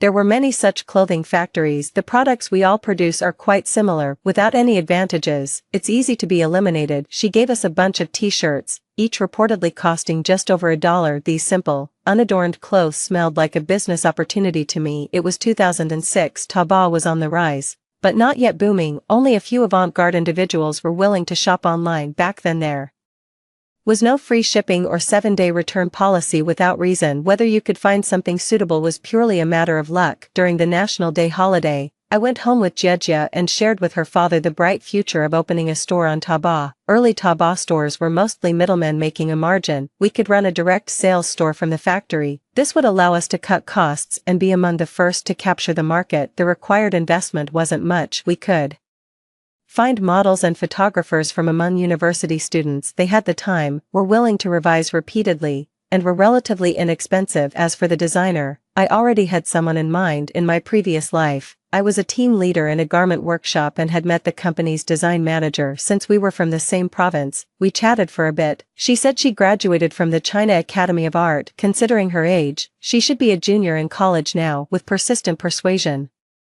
and Jiejia's incessant coaxing, her father finally agreed. He asked me, "How much salary do you want?" "I'll manage the operations, and I'd like relative freedom in decision-making. I want 15% of the net profits as my income." Jiejia's dad laughed. "If this fails, you won't earn a penny." "It won't fail. If it did, that would mean I've wasted decades of my life." Back then, Taobao didn't have Tmall stores yet. We first registered a personal storefront. Since there was no mandatory 7-day return policy, we didn't even need to pay a deposit. In 2007, the store officially went online, named New Life. It was a new beginning for Jiejia's dad's factory, and for me as well. I was incredibly busy every day, zipping around on an electric scooter. For easier communication, I bought a second-hand laptop. Zhang Jiyuan was in Beijing, busy with his studies. Sometimes we chatted on QQ, but after a few words, I had to rush off to handle other matters. The night before the store went online, he told me, "Zhao Zhao, it's windy in Beijing. Looks like it's going to snow again. I feel like you're a gust of wind I can't grasp." It was already past 1 in the morning. I looked up and saw the stars outside the window. I replied with a smile, "The weather in Hangzhou is great. I see many stars." Zhang Jiyuan, to me, "You were once those unreachable stars in the sky. Why try to grasp me? I am the wind, and you are the stars. We can always walk side by side under the same sky." After a long while, he replied, "I remember what you said back then." One day, when chatting with Zhang Jiyuan, he mentioned that after getting into Tsinghua University, he had won several prizes. After deducting his mother's medical expenses, he still had about 100,000 yuan and was thinking of investing it. I opened the stock market app and told him, "Buy stocks. Right now, anything will rise. But once the Shanghai stock index hits 6,000 points, make sure to sell everything. Do not hesitate." In my previous life, I never played the stock market either. The reason I know about it is because there was a workshop supervisor at our factory who, in 2008, lost all his money due to a major stock market crash and ended up deeply in debt. Unable to cope with the stress, he eventually jumped from a building and took his own life. At that time, there was a lot of talk in the factory, and I heard many people saying that they should have sold their stocks when the market hit 6,000 points. Zhang Jia trusted me on this. He watched the stocks climb higher every day and asked me if I was some kind of prophet. "Zhang Jia, do you know a flower called the snow willow?" I asked him. "People think it's dead when it's cut and dried, but just give it enough water, and it will bloom again." "I'm not a prophet, I'm just a snow willow that has come back to life." My energy was still focused on running the store. Our target customers were young urban women. They had purchasing power and were willing to try new things. Within just a year, the store had improved significantly. 2008 was a booming year for Taobao and also for the emergence of new women's fashion stores. It dramatically turned around Jiajia's father's factory from the brink of loss to profit. Because I had to balance studies and work, and often visit the factory to check on samples, I forced myself to get a driver's license and bought a used car. Jia's father kept his promise to give dividends every 6 months, always on time. In the summer of my sophomore year, Song Mu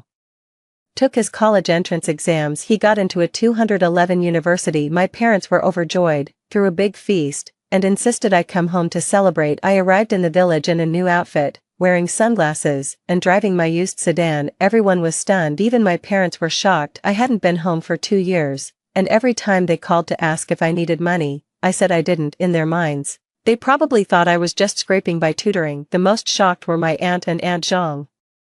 They huddled together whispering. Eventually, my aunt disdainfully said, "Chow chow, students should focus on their studies and not get involved in shady businesses." Aunt Zhang agreed, "We shouldn't earn money that's not clean." You see, in their eyes, a woman making a lot of money must be up to no good. Even my parents were doubtful. "Where did you get all this money from, and what are you wearing? Such a short skirt. And your top doesn't even have sleeves." everyone was talking. Finally, it was the village secretary's niece, who worked on the assembly line, who cleared things up for me. Guess what? She had seen me at the factory when I was checking on the merchandise, but there were so many workers, I didn't remember her at all. Suddenly, the villagers were all abuzz. They all wanted to know how I made so much money. They were envious, saying that education really does pay off. Look at that. Still in university and already driving a car, wearing such fancy clothes and shoes. My parents were beaming with pride. My father, holding my hand, laughed heartily. I always knew she would make something of herself. You all told me not to bother educating a girl. Now you see, my daughter is really something. Everyone offered their compliments. The elders in the clan tried to guilt me. Now that you're making money, you'll have to take care of your brother's education. Your family's house is too old. You should pay to build your parents a new one. I didn't bother to respond. My aunt pulled me aside, her face full of ingratiating smiles. Your cousin has been unemployed at home for years. He can't find a job. You're so capable now. You should really sort something out for him. What does he want to do? My aunt slapped her thigh. Of course, he should work in an office, drink tea, and read the newspaper every day. He can't handle strenuous jobs. His health has always been poor. As for the salary, 2,000 yuan a month should be enough. He's a legitimate technical secondary school graduate. I couldn't help but laugh. I have a classmate whose factory is short of security guards, paying 800 yuan a month with rotating shifts. If my cousin is willing, I could introduce him. The look on my aunt's face was as ugly as it could get, but she no longer dared to lecture me like she used to because our positions had changed these past few years. I've rarely contacted my family, but every now and then, Songmu would call me. We didn't have much in common, so after asking if I had eaten and if I was doing well, we would hang up. That night, after the guests had left, my dad said, "Your Uncle Da's shop needs to relocate and he seems to be having some trouble. He helped you before, you should go see him." Sometimes, I really don't know how to judge my family. They are selfish, but they also know gratitude. The next morning, I went to see Uncle Da. His business was suffering because the bus station had moved. He wanted to set up a new storefront, but he didn't have enough money. I gave him 80,000.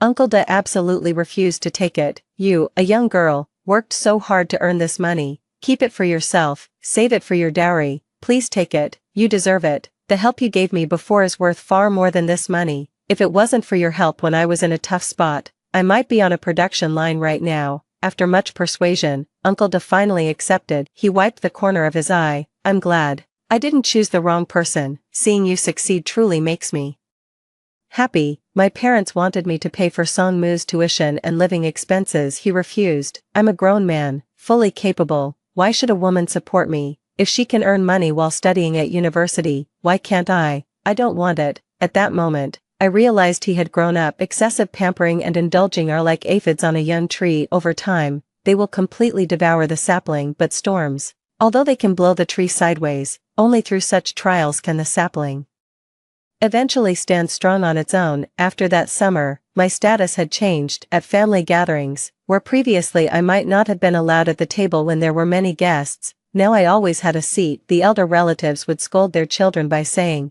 "If only you were half as worry-free as your sister Chow Chow." Aunts and uncles all wanted to benefit from my success. My parents, easily swayed, would occasionally speak well of those relatives. Unfortunately, their words were ineffectual. One New Year's Day, I went to wish Uncle Da well. My mother looked downcast. "Chow Chow, do you dislike your mom?" "We also had our difficulties. It's not really about dislike, it's just hard to feel close." For the rest of my life, I will do my duty as a daughter, give money when needed, buy things when necessary, but my heart, I never truly belonged to that family nor to my parents. In my senior year of college, Zhang Shuai got married. His bride was a female worker from his factory. On the 26th day of the last lunar month, the couple, dressed in cheap, bright red toasting outfits, went from table to table offering drinks. That evening, my middle school classmates invited me to join them in playing pranks in the newlyweds' room. Standing at the doorway, I watched them roughhouse without any sense of propriety. It was like watching my past self. I felt quite uncomfortable that day,